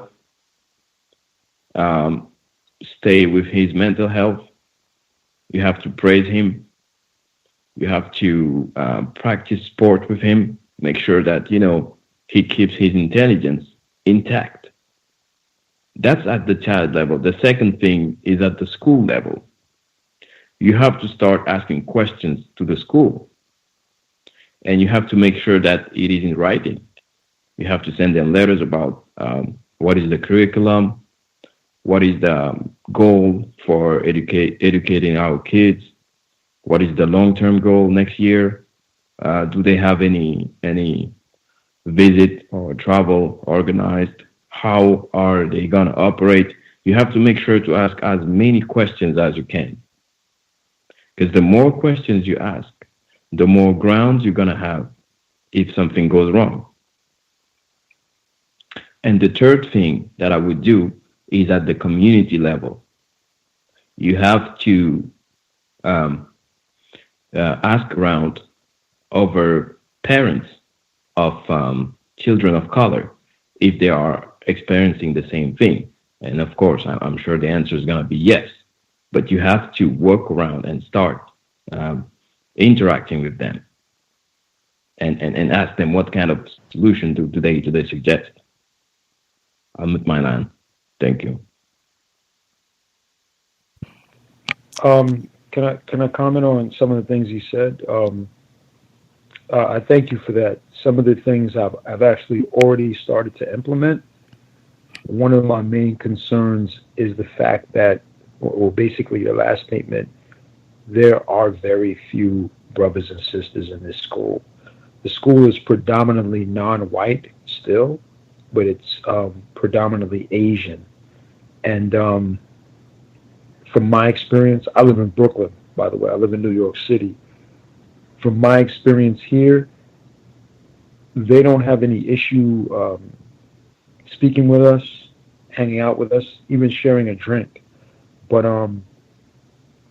when it comes to obviously dating their daughters or anything of that nature, when it becomes really intimate and you really become it's a complete different story. And one of the concerns I do have, and I addressed this with one of the teachers today, is that there is an Asian female student in the class that basically, when the conversation came up about countries and they were speaking about Africa, she said, "I heard Africa was a horrible place." it's a bad place and it's a dark place. All these negative connotations were compounded on it.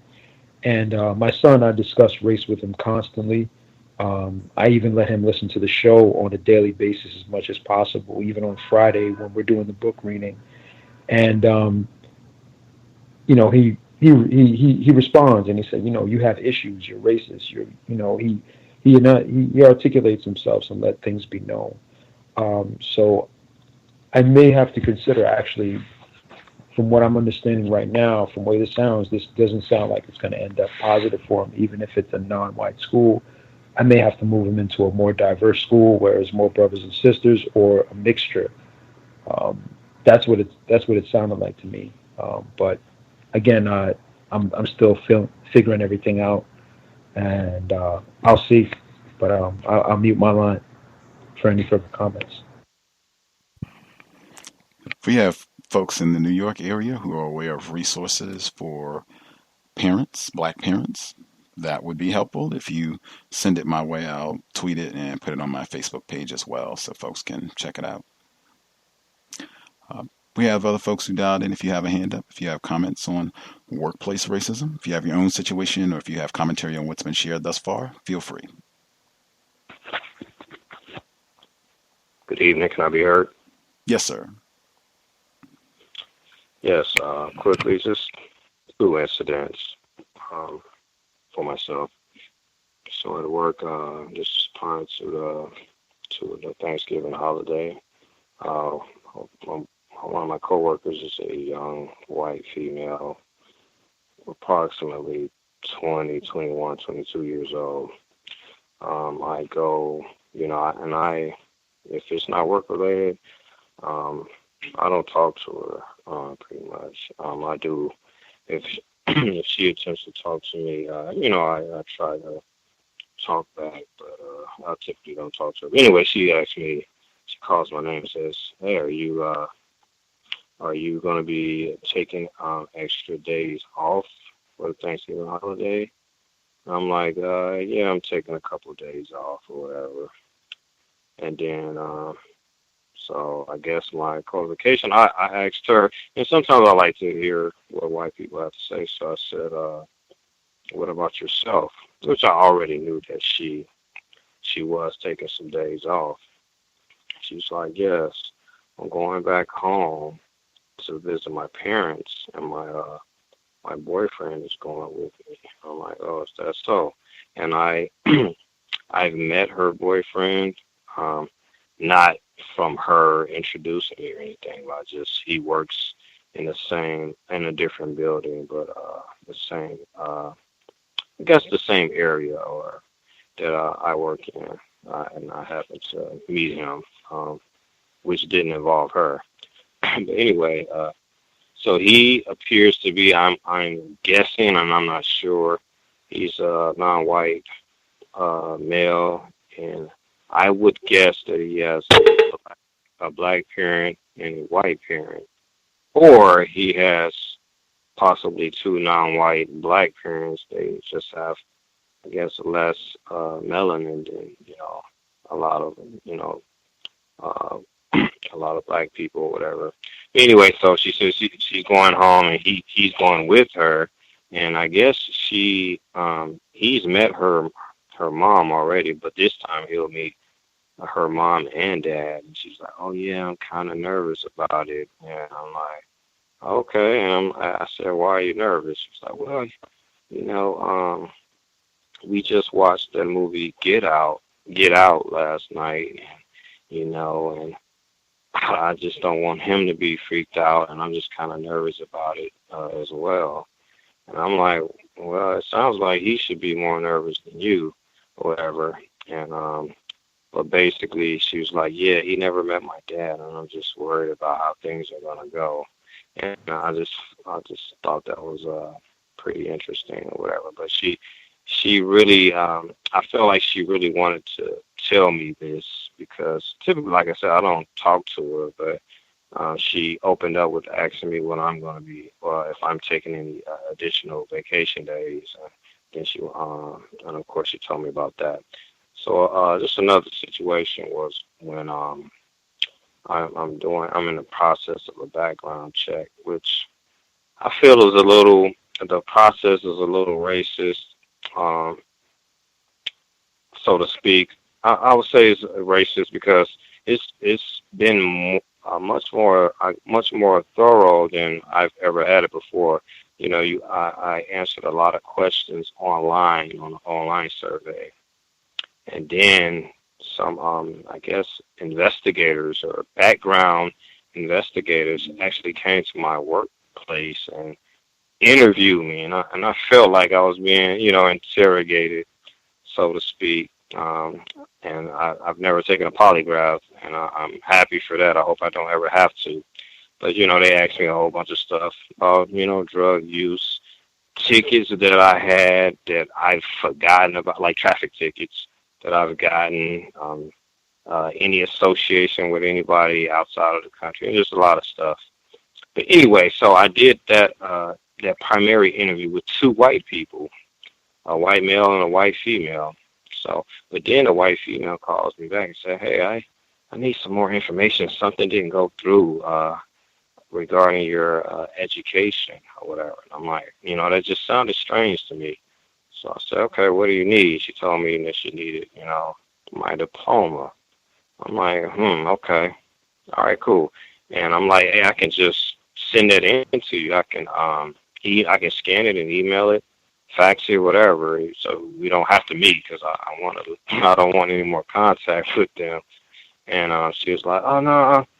At first she said yes, and then she said, "No, actually, I'll just come up there and you can give me a copy." And I still think that's strange or whatever. So, but anyway, when she came back up to get my proof of my degree or my diploma, my manager my supervisor, he doesn't know about the situation. So, because she was supposed to just come in, I hand this over to her and she should leave. But he happened to be passing by, so he passed through and stopped. And I'm like, oh, he's about to be nosy. So he tells a joke like, "Oh, whoa, what's going on here?" I'm like, "Oh, just giving her some information or whatever." He's like, "Oh, it's going down. Do we need to get an attorney for you?" And starts laughing. And I'm like, "Sir, nothing's going down here whatsoever." And he stood there looking awkward for a while. Then he finally passed through. But that's it. That's all I have for today. Thanks for letting me share it, Gus. I appreciate it. Wow. Absolutely amazing. Wow. What can I say? It's doesn't get much better than tacky. I think that's how Mr. Fuller phrases it. I think sometimes whites, they like to share those type, little tacky anecdotes with her partner that she's sexually suing, and we're going to meet our parents, and just all that nonsense. It's like their own little version of racial theater, or guess who's coming to dinner type thing. Like, oh, I hope it's going to be like, come on. I mean, not going to get much better than tacky. And again, that's why I recommend, I think you said sometimes you just like to hear what they're going to say when they come up, with these type of engagements on the workplace where they just want to make some sort of casual banter. Sometimes you'll just ask them questions to see, and you're doing counter-racist experiments, right on. But that's why I encourage avoiding any sort of commentary like that, where you make it plain that you're just here to do business and we're just going to keep things work-related, because once it veers off, that's where you're going to end up going. Some sort of tackiness and talking about their sexual arrangements and wanting to know about your sexual activity. And in my view, try and minimize as much of that as you can. But that is fascinating if it's kind of racist study, and that's what she chose to volunteer.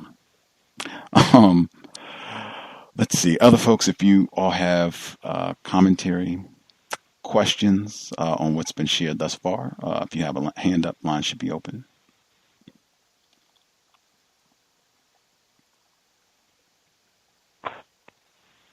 Can I be heard? Yes, sir. Thank you very much, sir. Greetings to Gus, the host, the listeners and callers. I wanted to start out with a incident from the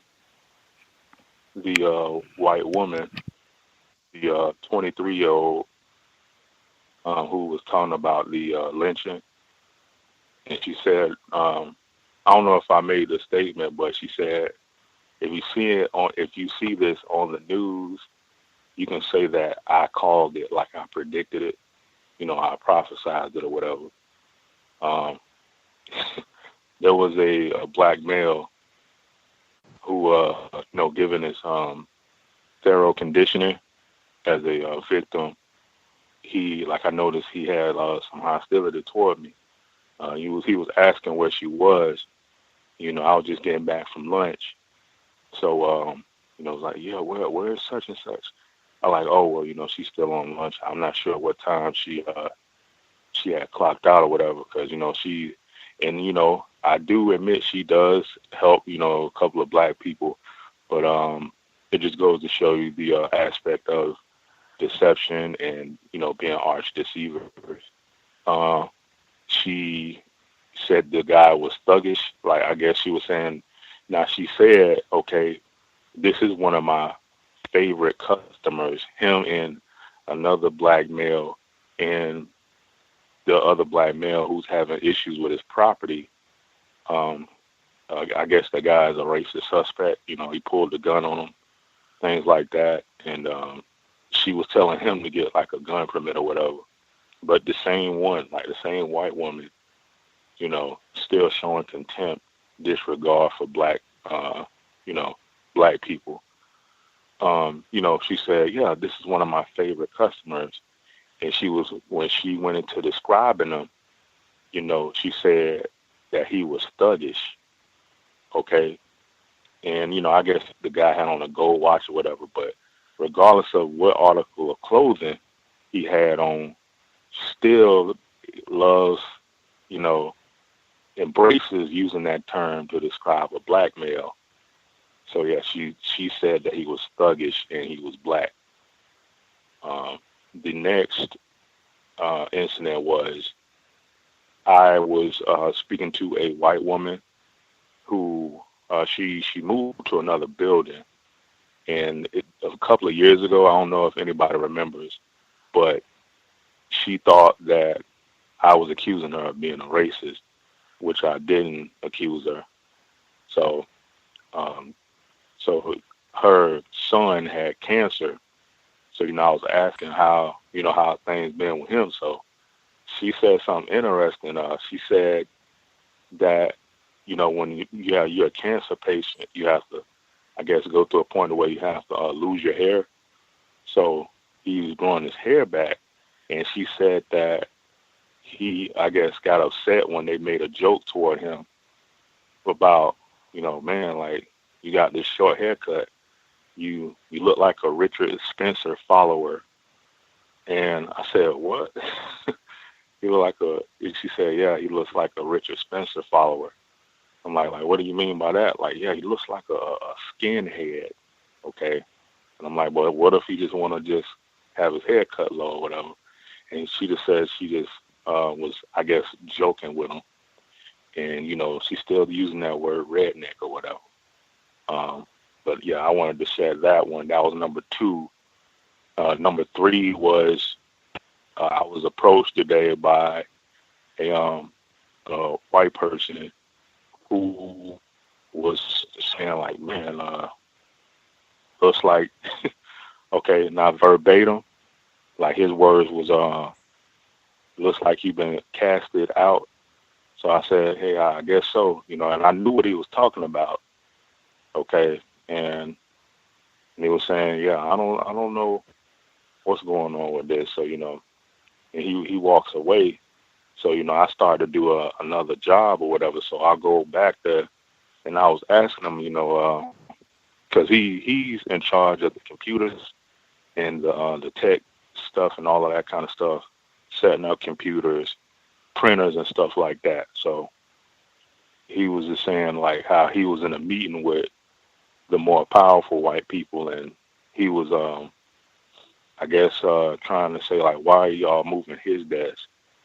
And the girl who's getting a desk where my area was, the same female, was telling me to wear a tuxedo, and I should be Clark Kent. These are white images, like non-white female, and I guess she's supposed to be starting a new position, but he was saying that they had made the decision already. He was saying sometimes they know how to employ around here, and then other times they just don't know what they're doing. So I guess he in some kind of way called himself, I guess, trying to speak up for me or whatever. But I ain't surprised that white people they dominate. I am suspicious of that, but part of me, I do kind of see it was a bit genuine, because he said, like, man, I don't know if I should be talking to you about this, so I guess he's just, tried to make an attempt to try and say, hey, maybe we shouldn't do this, but they overpowered him, I guess. So that was that story right there, that anecdote. The last one, I was walking into the civil area. It's like I was given a white person, a white female, like her folder that she usually gets to do her job. It was real courteous. Like, oh, do you have something? I was like, oh yeah, I was gonna try and find you right now. So, very courteous exchange. Now the black male, the supervisor that I usually talk to, I noticed, he just had this look on his face, and I noticed he's gotten into these exchanges with other white girls, other white women there, and he said something like, like, what are you? Oh, he was like, yeah, don't talk to her. She just mean and this and that. And I was like, uh-oh.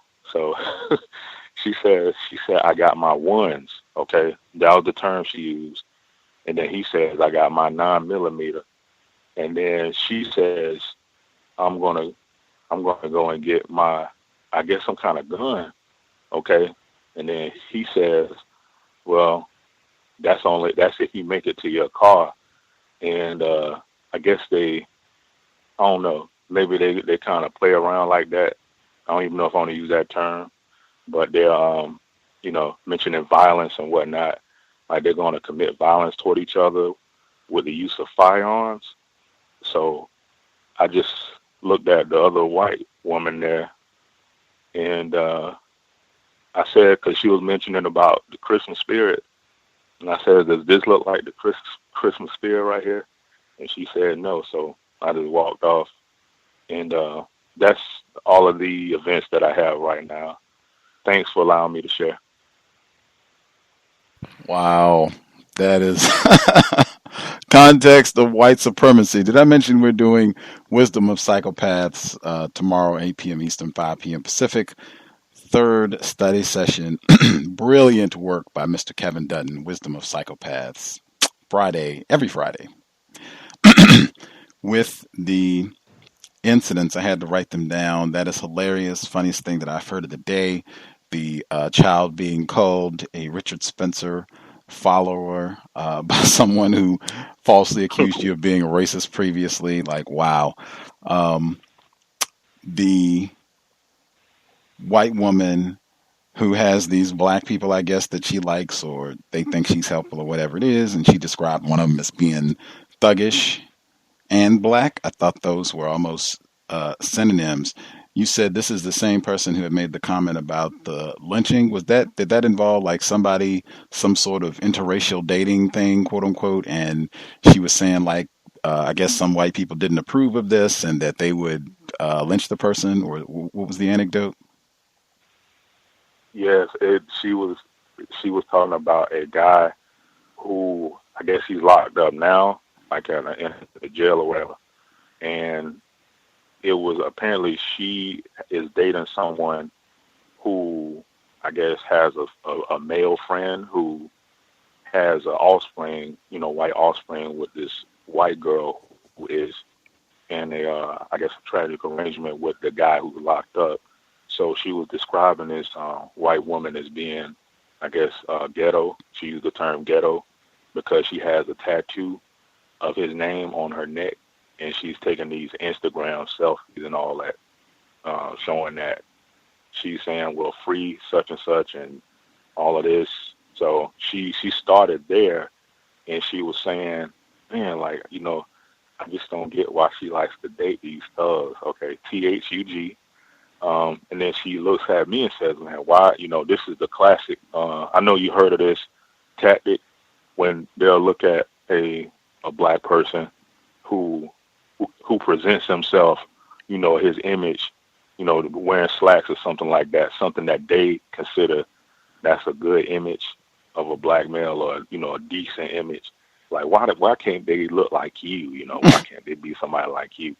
Okay, so then she goes into saying, like, yeah, she just keeps dating these thugs. And then, yeah, you know, they shot at these two people that was having a party in a house, and I guess it was over some drugs or weed or something. So the parents, she said if he were to be released, I guess if he were to get out of jail, then the white person who died, I think she said his name was Christian or something like that, like his family would go find that black male and then like attempt to hang him because she called them hicks and racists. She was talking about some kind of family from some other city or something like that. But she sounded very certain, describing them as racist. So I guess she would definitely have to be racist as well to be, you know, saying that they're racist. At least that's what I was thinking. But, you know, I was quiet when she was saying that. And she said, yeah, you know, they would just hang them in front of everybody. Like, that's how she said it. So I asked her, meaning like a public lynching, like, you know, on TV or something. And she said, oh, yeah, said something like that. And she said, if y'all do hear about that on the news, you can say that I called it. And I looked over the white woman, both of them young. Now, she ain't saying nothing, okay? She keeping quiet, okay? Now, that's, you know, I think racist too. Now, she, you know, very intelligent person, talk about all other kind of stuff, but you ain't confronting her unless that's that silent agreement thing they do, okay? Like, you in agreement with her. So, yeah, that's what she was basically referring to. It started out with the Area 8 thing, and she went into talking about the lynching if he were to be, you know, released from jail. So that's what she meant by that. Great. Glad to get the refresher. I forgot some of the details. I could see that silent white woman, perhaps going to her at a later date and saying, you know, you should not be saying that sort of thing publicly. Like, shut up. You know, you talk about that on the job. Like, you're not supposed to be predicting lynchings in the future. Like, what is wrong with you? Get your code together, man. You can't be sitting in the courthouse predicting lynchings of niggers in the future, even if they are going to do it. The other, let's see, the other one, I guess with the one, did you get the impression that when they were, I guess, sharing where the person got overpowered in the meeting where they decided who was going to be hired or who was going to get the position, did you get the impression that they were trying to imply that this non-white person, I think it was a non-white female who got this position, was not qualified? I think, I'm not sure if he was saying that she wasn't qualified, but I think in terms of maybe I guess he considered that kind of moving, because my desk is in the other area across, like, when you go through the doors, it's in the research area. So my main desk was in the place she's supposed to be sitting at. So I guess he was saying, like, they could have chose some other kind of spot where she could sit at and they didn't have to move me. And he said he thought it was wrong that they were moving me. So, and I guess he didn't name the people, but I'm assuming, you know, given, you know, the power dynamic, that these were white people who he said, like, made the decision. So he said that he was sorry to hear that. And, you know, he said, you know, I guess something about, I know I probably shouldn't be telling you this, or, you know, talking to you about it or whatever, but yeah, he had approached me initially, like, this morning about that, because they're supposed to be ordering me a new desk. So I guess, like, my PC, the two monitors and stuff like that. They're gonna be like on the table, like waiting for my new desk to come in. So I guess this girl gonna be sitting in that desk where I used to be at, and she's been very I don't know how to describe it. I mean, I guess you can say flirtatious or whatever, but I've just been trying to avoid her. But it's not nothing too serious. I get the sense that she try to be trying to send in advances and stuff like that. But it's nothing too severe. But that's the female who just got the who's going to be replacing a white woman who's going to retire in December. So that's the deal with that one. I see. Always great to understand who is making the decisions about what's going to be happening, if you get that new table or not, if you get to keep the monitors, if you get moved. Always good to keep. That's why I said recommended before using that, not using the possessive adjective "my" on the job. That all of this stuff, including the job, is theirs. They get to decide whether I keep their monitors, whether I get to use their desk, their chair, and all of the other. I think that's very healthy, so that we don't get confused about what's happening while we are on their job.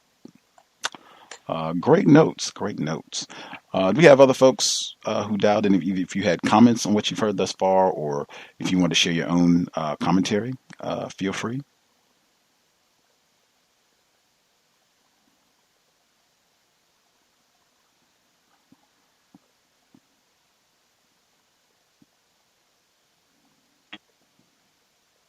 Can it be heard? Yes, sir. Greetings, everyone. Kind of like just tuned in to listen.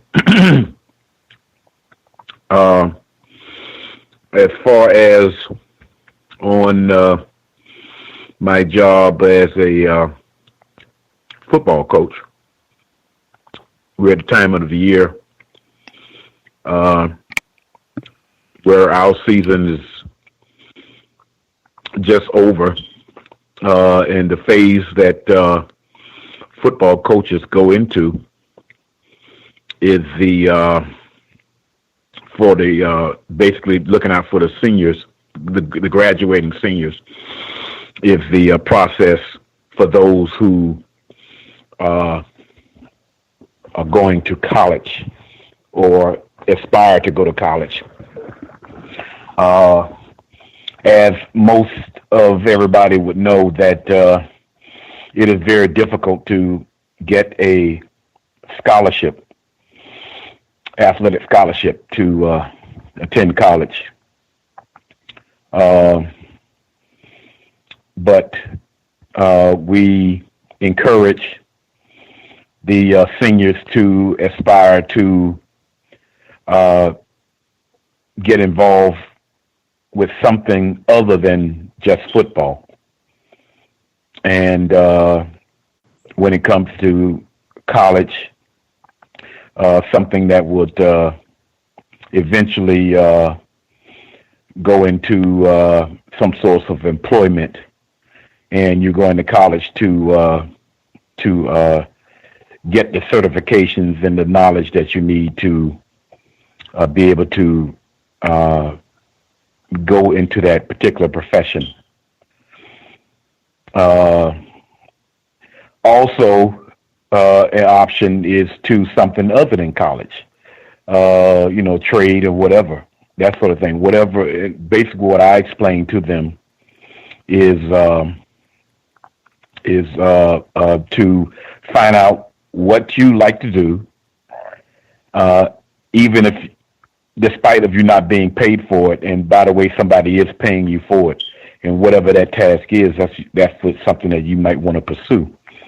And I'm mentioning this on workplace racism because being that I am talking to a black male, and I am a black male, under the system of racism, white supremacy, that is a very, very difficult task to achieve, put it that way, to achieve under the circumstances, as everybody that I know of who's on this program understands.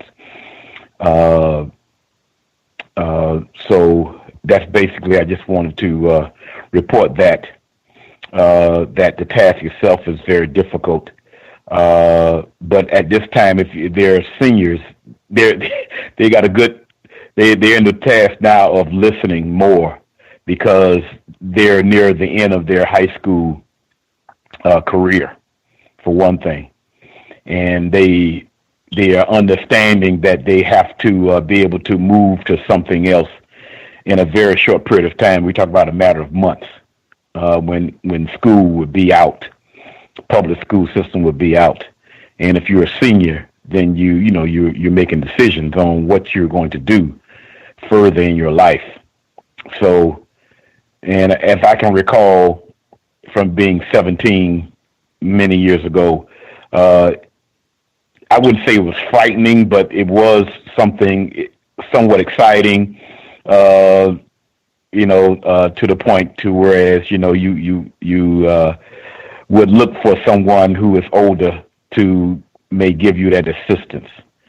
If not parents or somebody else who may be in a position that you look up to, that also played the sport, then you would kind of like want to inquire more. And that's basically what we're doing. And as I will remind everybody that this is a all black coaching staff.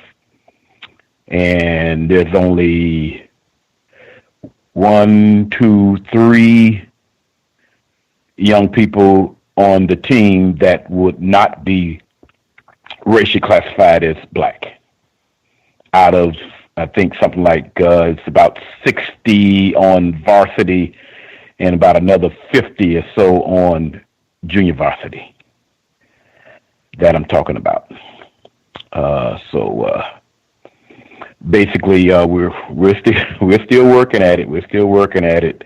There's a lot of things you can do in that atmosphere as far as sharing with young people. To the parent that was talking about his son, being that my offspring is 21 now, but I did have him with me when he was in high school. Stay constantly in touch with his teachers as well as the principal. When you're looking for a school, you actually are, interviewing people like the principal and his staff and how they behave as far as that's concerned. And, that's basically what I did. I had a good relationship with the principal. I purposely, one of the reasons why I picked the high school that my son attended is because it was a black male who was in charge. He gave an analysis of my son within about 5 minutes that I deemed was very accurate. And that gave me a good insight to send him to that particular high school. It was all male. It was on like a private school kind of motif, but it was actually a public school where they're required to wear a uniform, slacks, hard sole shoes, shirt and tie, which, I'm not so much into that uniform situation, but what it does keep some sort of level of discipline when you have that. And it was a very small populated public school. I think it had about maybe at the most, maybe 50 males, and I would say about 95% of them were black males. So that was a good situation for I think my offspring. He did graduate, and he's in college now, and he just finished and got his AA degree, and he's going to get the other 2 years so he can get a bachelor's. And I would stick around and just listen to everybody else. Thank you. Appreciate that, retired firefighter. Spectacular. The great use of time and energy. I will get that in, trying to share constructive information with young folks, seniors, high school folks who are starting out and trying to slip in some counter-racist nuggets as well as just important life lessons and information. Like that is great use of time and energy, reaching out to young black people. Let's see. We had a person who wrote in since we came on the air this evening. They had commentary on workplace racism. It's from a black male. I was at a work conference today, and during the lunch hour, myself and my two coworkers, let's call them Sam and Ken, were seated at the dining table waiting for lunch to be served. A third coworker, let's call him Edward, who works for the same company, walks toward our table. Edward lives and works on the West Coast, and myself, Sam, and Ken all work on the East Coast. I don't frequently see Edward or talk to him for work purposes, but I have definitely met him at least once or twice in the past. I am seated sandwiched between Sam and Ken. As Edward walks up, he greets Sam and Ken by saying hello and shaking their hands, but he completely ignores me. He literally skips over me. He did not say hello, did not shake my hand. He didn't even make eye contact with me. I'm a black male. Sam is a non-black, non-white male, and Ken is a white male. All of us are in our early 30s. Edward is an older white male in his late 50s.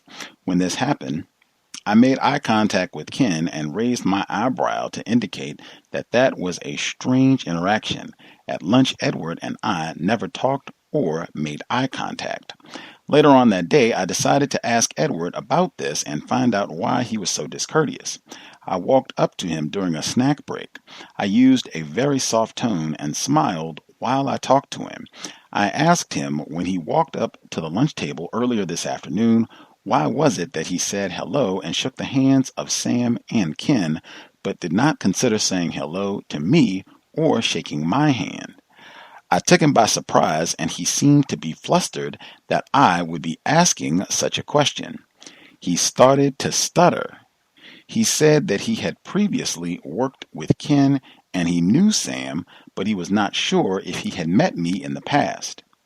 I assured him that we had spoken last year, but he continued to say that he just did not know if he had met me and that he did not do it on purpose. I accepted his explanation, although I do not believe him. I ended the conversation by saying thank you and enjoy the rest of the conference, still with a smile on my face. I do not know exactly why he was so rude to me. I believe that he was sending a message that he did not like me or did not respect me. I believe that had I not been a young black male, this would not have happened. When I asked the non-black, non-white Sam about this, he agreed that it was strange. Even though I was disrespected by Edward, I wanted to show that I had enough black self-respect, there's that word again, that I was not going to let this incident pass without talking to him about it. My question is, did I handle this situation the right way? Can there be negative ramifications towards me for asking Edward about the perceived slight? Well, that is interesting. Let's see. I might need a little bit more information since if I'm reading this correctly, Edward, you said he lives on the West Coast and everybody else is on the East Coast. It says that you don't frequently see Edward or talk to him for work purposes. So I don't know how it would have negative ramifications if you all don't have very much interaction with regards to work. If he has influence, since he's an older white man, if he's a more powerful racist white supremacist and you think he might be able to somehow, influence people to not work with you or make things more difficult for you in your work situation. But I don't know that would be that likely just for you asking if there was a reason that he didn't, acknowledge you, that you all had met before and he seemed to leave you out. I don't know if that would be grounds for a vendetta, although whites have mistreated us for far less infractions, sometimes for not doing anything at all. I think, like I said, I have consistently recommended ask questions.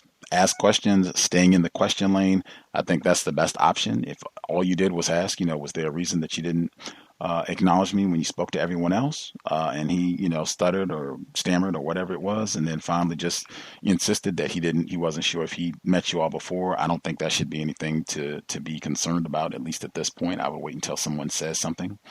I guess there are other ways that you can handle it. I guess there are other questions that perhaps could have been asked. You could have perhaps logged it, not said anything. I think black self-respect, I've talked about that today. I think that is important. And I think even in those type of situations, that does communicate. That is body messaging. I think we talked about that before. I think Roz specifically, that does communicate a message in terms of your importance. I think it's just common courtesy. If you're at a lunch, if this is a business lunch or you all are eating together as colleagues, coworkers, if I come up, even if I didn't work with everybody there, even if I didn't know everybody there, if I'm going to come up to the table and speak to one or two people, I'm going to acknowledge everybody, even if it's, oh, I don't know you. I'm Gus, nice to meet you. Okay, Sam, and, Ken, I know you guys. I'll let you all get a nice to meet. That's common courtesy. So, and I think that sends a message if I come up and I speak to everyone at the table and shake hands with everyone at the table, but this one person, regardless if I know him or not. That sends, body language. That communicates an important message, I think, to everyone else there. And acknowledging that. I don't see anything incorrect about that. Anybody have a suggestion? Anybody think he handled that incorrectly, or have a suggestion about how that could be handled in a better way that would not cause any future problems?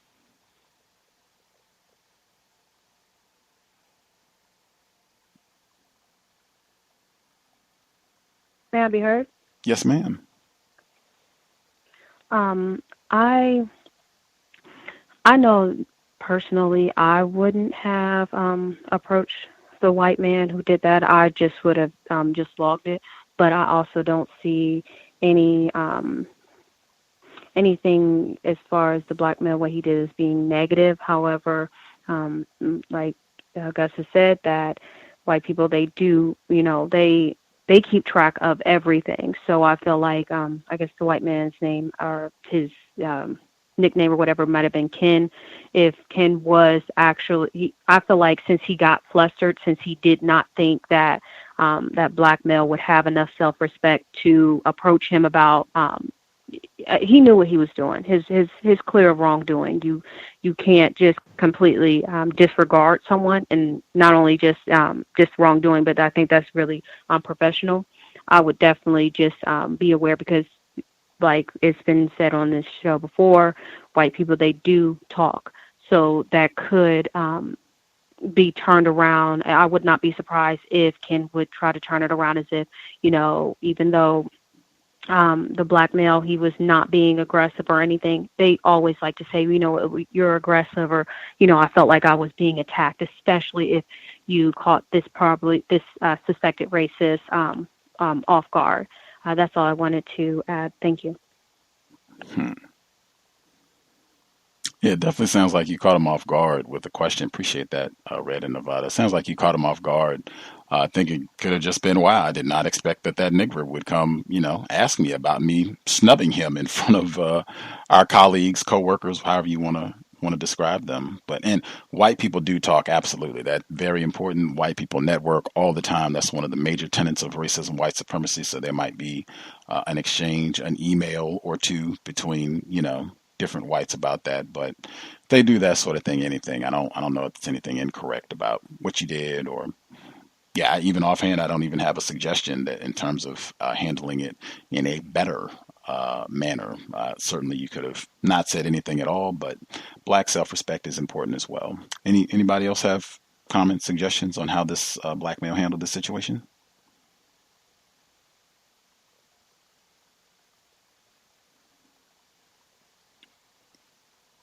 Grand. Other folks who dialed in, if you have a comment, question, you want to make sure you get in, feel free.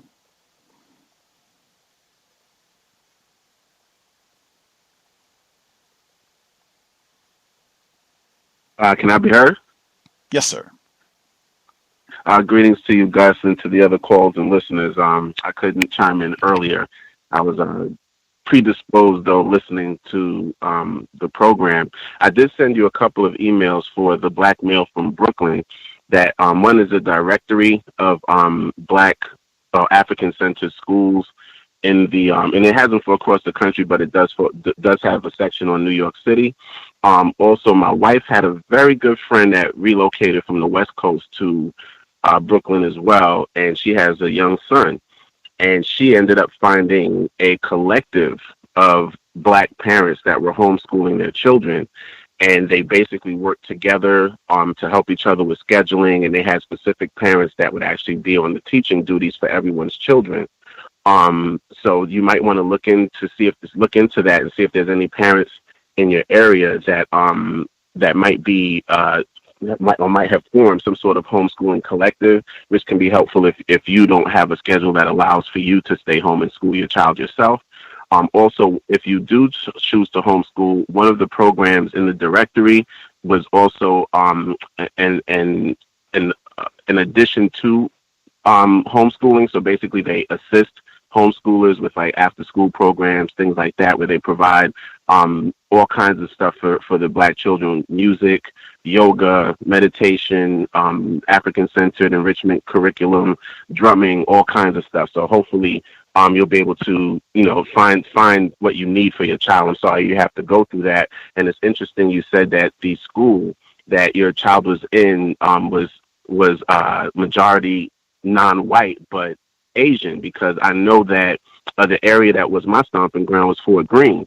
And now there's quite a few Asians, I would say probably Chinese specifically from what I saw. And I know that China has been buying up a lot of the most expensive real estate in the United States since the United States is bankrupt and in receivership. And a lot of those Chinese children and parents, when they come here, they get the white supremacist indoctrination that, Black people are trouble. They don't care about education. They're criminals. They're dangerous. All of the things that you said that the young Chinese student said about Africa, all of that is stuff that they're indoctrinated with even before they get to the United States. Any sort of, news that they get related to the Western Hemisphere, specifically the United States, when it deals with Black people, is going to be negative. So I totally understand what you're dealing with. So hopefully you can facilitate rectifying that and putting your son where you need him to be, or hopefully homeschooling, which I think is probably the best bet with all of the things that are happening. In reference to the polygraph, weirdly enough, you brought up a memory from like 20-some odd years ago for me. I was way more confused, and a friend of mine's wife had given me information about the FBI hiring. And I had gone through this rigorous process, and I'm so thankful it didn't happen, because I really didn't want to take the job, but it was like the only thing that was offered to me at the time, and I needed the job, so I was like, okay, I'll try it. But it was something I just was totally averted to, didn't want to do, and I'm glad, because I failed the math test, so I never got it. But I remember when they had me fill out some of the paperwork, it did state that in certain instances, I might be forced to take a polygraph test depending on the context of the situation that was taking place. So that was a situation that I personally encountered. Thankfully, like I said, I did not get the job, didn't want the job in the first place, so worked out to my benefit in that regard. But I did want to chime in on that. Also, the Thomas, horrible medical apartheid. We just had a radio show last night where we dealt with genocide against Black people, which included abortions and also included vaccinations and the flu shot and all the medical evidence of autism and all kinds of other diseases related to the different vaccinations, because these vaccinations, the ingredients in them are mind-blowing and how deadly they are. And a lot of times they'll have the virus is in the vaccination, and it's not a dead virus, it's still live. So you can actually end up being infected, which a lot of people have, and they talked about it in the video we played last night, by the actual vaccination.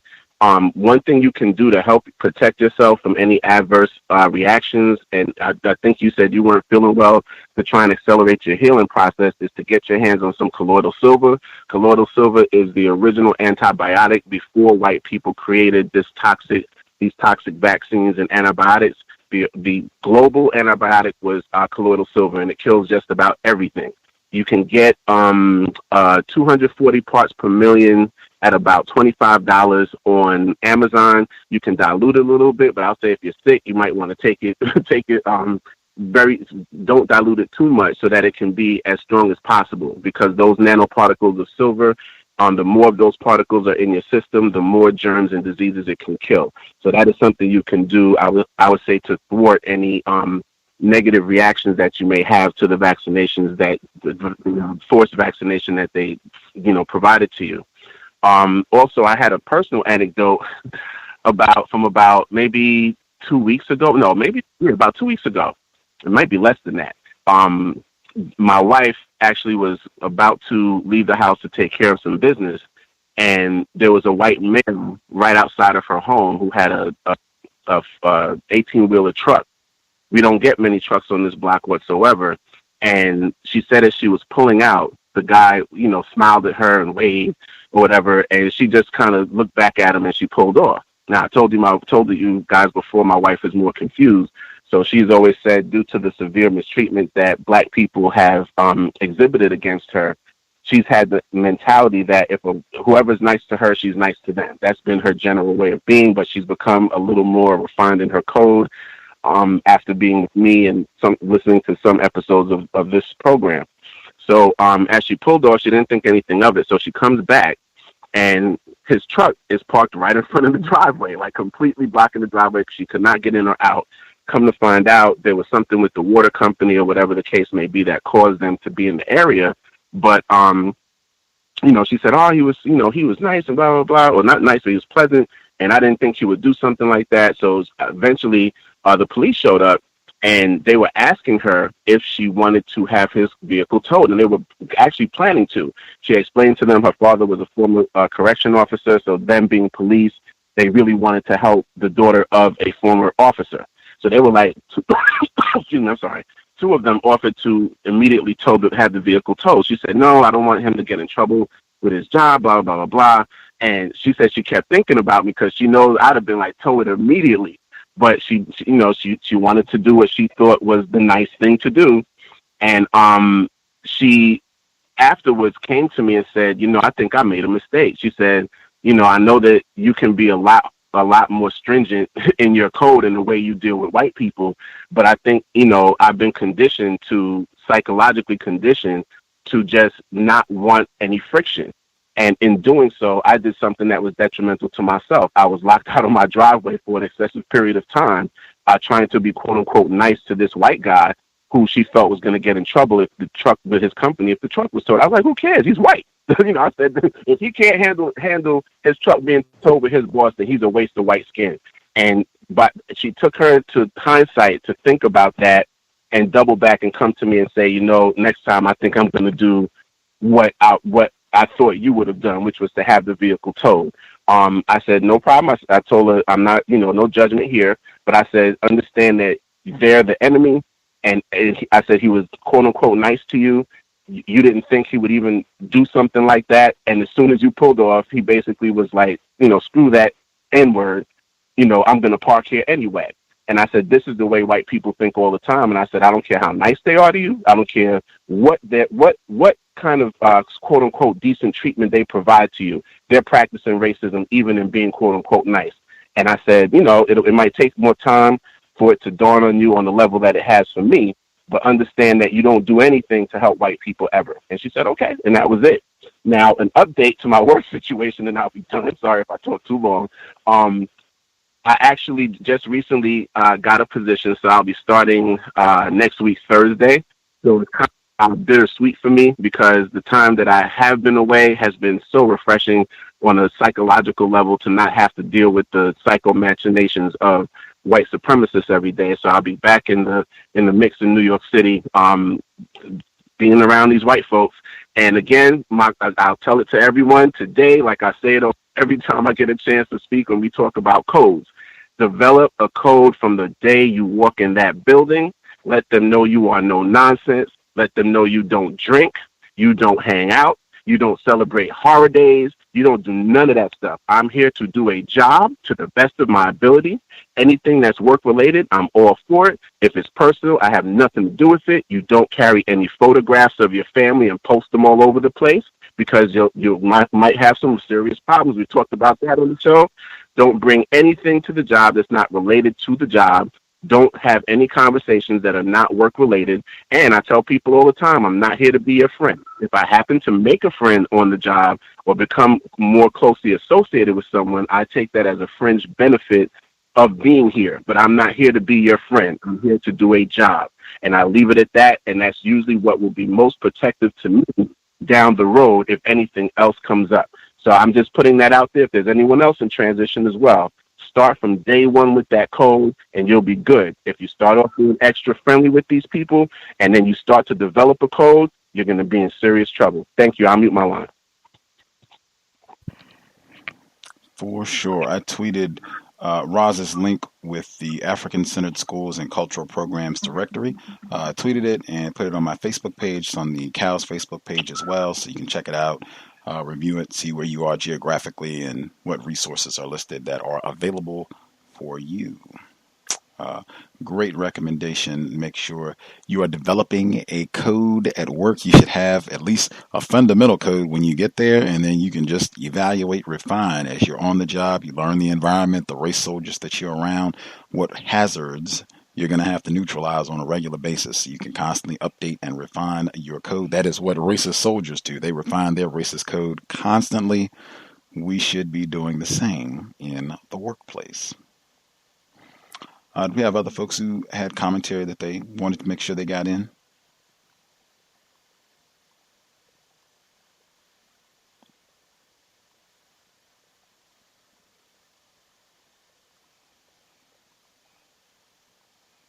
Can I be heard? Yes, sir. Okay, this is Jenna calling from Chattanooga, Tennessee. I was wanting to speak on the what the gentleman was saying, the write-in, reiterating everything what Ross was just talking about, and I agree wholeheartedly. But as far as what he experienced, these are things that he is supposed to suspect is going to happen, and it did happen. So when it happens, he did exactly the right thing. He addressed it, not to ask anybody how they felt about it or try to get no sympathy from no other white people or no other black people for that matter. Just that's the way he felt. He handled it the way that he was supposed to handle it.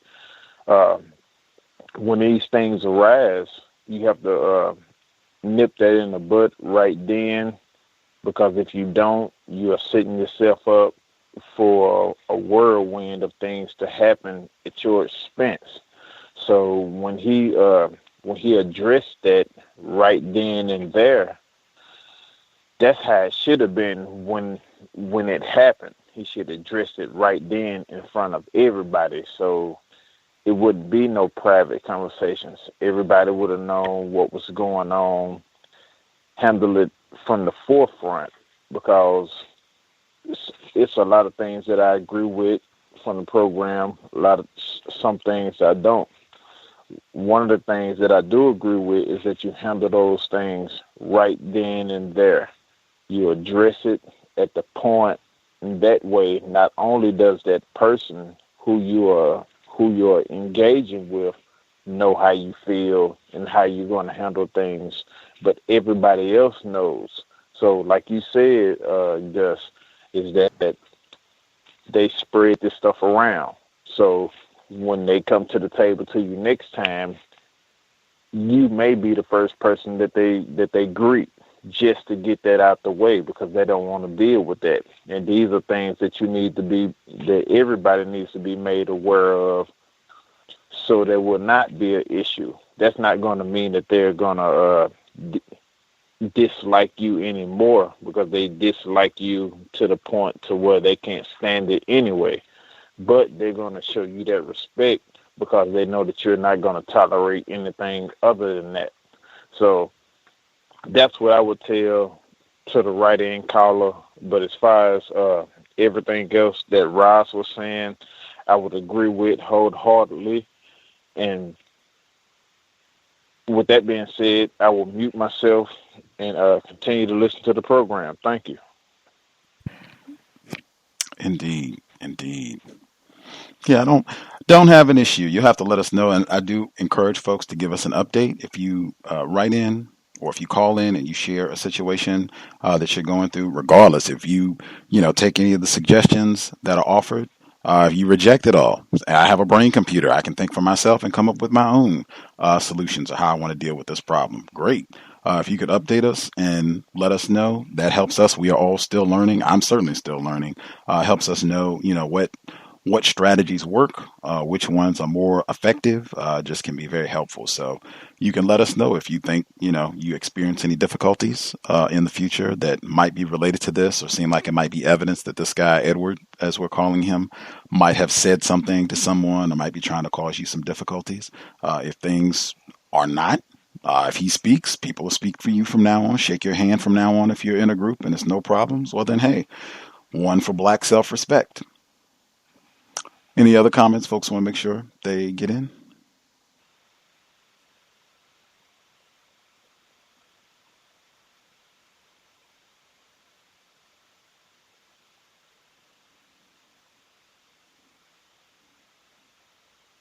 Folks satisfied, got all their comments in or situations.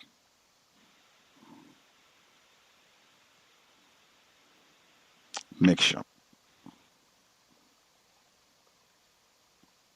I plug for tomorrow. We'll be here for the book club, 8 p.m. Eastern, 5 p.m. Pacific. Mr. Kevin Dutton, The Wisdom of Psychopaths. I'm thoroughly enjoying the book. We're only on chapter 3, very early still in the book. So if you've not tuned in, the archives are available. Check it out. Would highly recommend reading it. Dr. Rasayan is proud that we're checking out the book that he recommended, but that's tomorrow. Compensatory call-in is this coming Saturday, 9 p.m. Eastern, 6 p.m. Pacific. We should be broadcasting for the next several days. We had to reschedule our program from yesterday, but that should be taken care of on Monday. So just tune in. We should be here for the next at least 3-4, I think, consecutive days. Normal broadcast time for all of the programs. Folks satisfied or have any other comments they wanted to make sure they got in?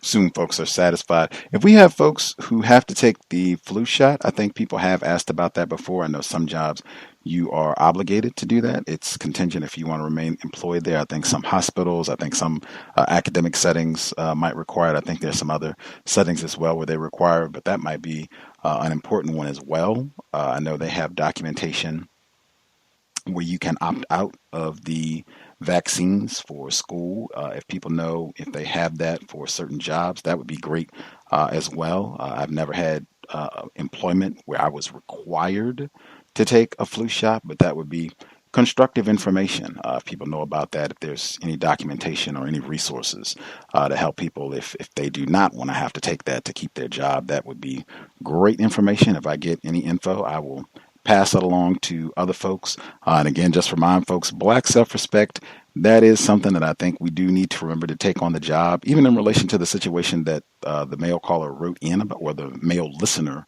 wrote in about, where he questioned the white person, suspected racist, who did not greet him. Black self-respect, very, very important. It doesn't mean that you need to question or challenge every single incident that happens on the job. That's just going to wear you out. And whites, they are so dedicated to racism, it's probably not going to be possible to question or challenge every incident. But I think, each of us, we have our own threshold for where I think this is something that I want to question. This is incorrect. And my black self-respect tells me that I should say something about this. I definitely think it can be advantageous sometimes to just take notation, you document, you catalog, and then you can save and report a lot of these at the same time, these incidents, these infractions together. Sometimes that can give you a stronger case. But sometimes you do need to say something. Sometimes you need to ask a question. Something needs to be reported. Black self-respect will dictate. Can only state again, replacing white supremacy with justice is more important than keeping a job. But that is a decision that each of us has to make individually.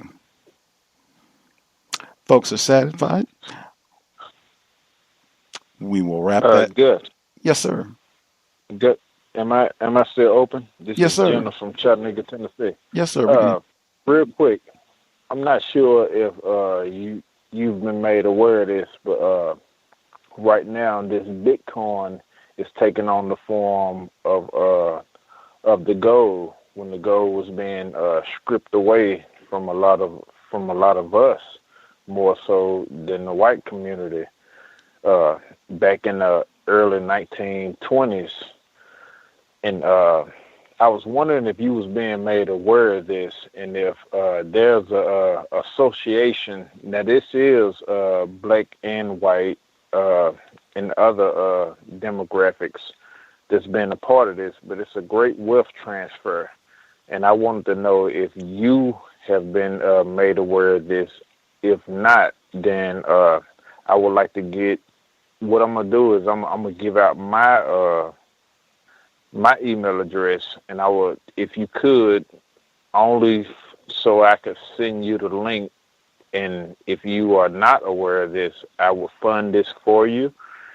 But Bitcoin, there's a thing called coins of change, and right now it's invite only. At the first of the year, they will be opening this up to the rest of the community of the world. And I want to get you involved in this. And they have a silver and they have a gold exchange. On that exchange, on the silver, you have the possibility to put in $50 worth of Bitcoins for I think it's $2.1 million on the end. On the gold, you have a possibility of making $22.2 million on the exchange. And if you're not aware of that, I would like to I would fund that for you. The only thing is that I would need your input on that. And when I say your input, I mean your email. And for anybody else that would like to get involved in this, you don't have to necessarily contact me, but Roz also has access to this also. So I would want to let that be known to y'all. I mean, with everything that's going on, we have wasted $50 on a whole lot of stuff that is not beneficial to us, no matter what it was. So I wanted to bring that out and make sure that you knew about that, so that, because this program is much needed, and if you're not, I'm not saying that you're not getting the donations that you need, but if you have the financial capability to take care of this without anybody else, then that will be great also. So I just wanted to throw that out there. And my email, if you would like to get in contact with me, Gus, is jhayes898 at gmail.com. That's JHAYES 898 at gmail.com. So if you will, get at me. Let me know if you know about this. Let me know if you don't know about this. And we can exchange emails from that point on. All right. Thank you for your time. Appreciate that. Peace. Let me confirm your email. It's jhayes, JAYHAYES 898 at gmail.com. Yes, sir, it is. Okay. Make sure I got the one. I will drop you an email. Thank you kindly for the update. I know Roz was emailed about that as well. Some of my pals are very elated about all of the Bitcoin comeuppance and have been talking about that. That's one of their pet hobbies. Quite a few of my pals in the area. But absolutely, I'll check it out, and other listeners I'll pass along as I get additional information. With that, folks, unless everybody's satisfied? Yes, can I be heard? Yes, sir. Yes, peace, Gus. I'm glad Jenna brought that up because you're right. I did talk about this on the show at least twice, I think, before, and I did send you emails about it. So I'm glad he did bring it up. It's just a great opportunity for people to really get ahead legally, and all of this is based on crowdfunding, which President Obama wrote into law back in 2012 with the American Jobs Act. So it's something that is completely legal, and it's giving the average person access to crowdfunding, which was not accessible to the average person. It was only accessible to places like the government. When you pay your taxes, that's crowdfunding. When you go to church and they pass that collection plate around, that's crowdfunding. And it's basically people contributing small amounts of money that go towards the goals of others. But in this situation, everybody gets to rise together. And you can really amass a sizable amount of money in a pretty relatively short period of time. You can convert those crypto coins into real assets like gold and silver and other things that you will need as this economy, as far as the dollar is concerned, starts to collapse. So this is a way of really preparing. And as Bitcoin becomes more profitable, your profit margin will skyrocket. So it's just something I wanted to put out there as well, just to piggyback off of what Jenna was saying. And if anyone is interested and would like to contact me, you can reach me at raskelile at comcast.net. Again, that's raskelile at comcast.net. And again, Gus, get at me. I'll talk to you later. Peace and love to everybody, and I wish you all the best. Grant got both of them. Oh, man. We have other folks. Any other commentary they wanted to make sure they get in?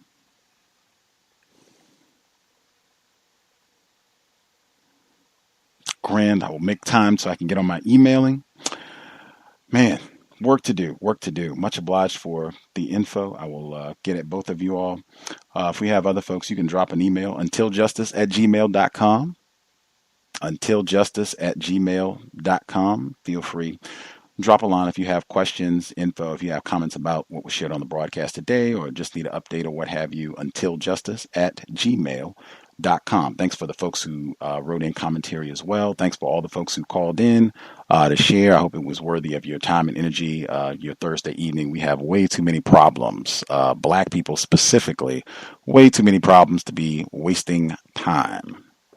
That said, sobriety would be best. Strongly encourage that for listeners, victims of white supremacy. That's one thing that we could do, I think, would help solve at least some of our problems. I think racists, they have a significant track record of exploiting a lot of non-white people worldwide, taking advantage of us, particularly when we're in positions where we're not sober, not able to think clearly and make the best decisions. Would strongly encourage that, especially if you're going to be out and about in a vehicle. You should certainly be sober, buckled up. Let's do everything we can to minimize contact with enforcement officers, race soldiers. But sobriety would be best. Dr. Welsing, Dr. Cambon, many of the folks that we esteem, they would strongly recommend us doing everything we can to keep our brain computer and black health, to maintain it as best we can, so that we can solve this problem. That said, Creator, we ask that you help us remain patient with other black people, victims of white supremacy. We ask that you help us remain patient with ourselves.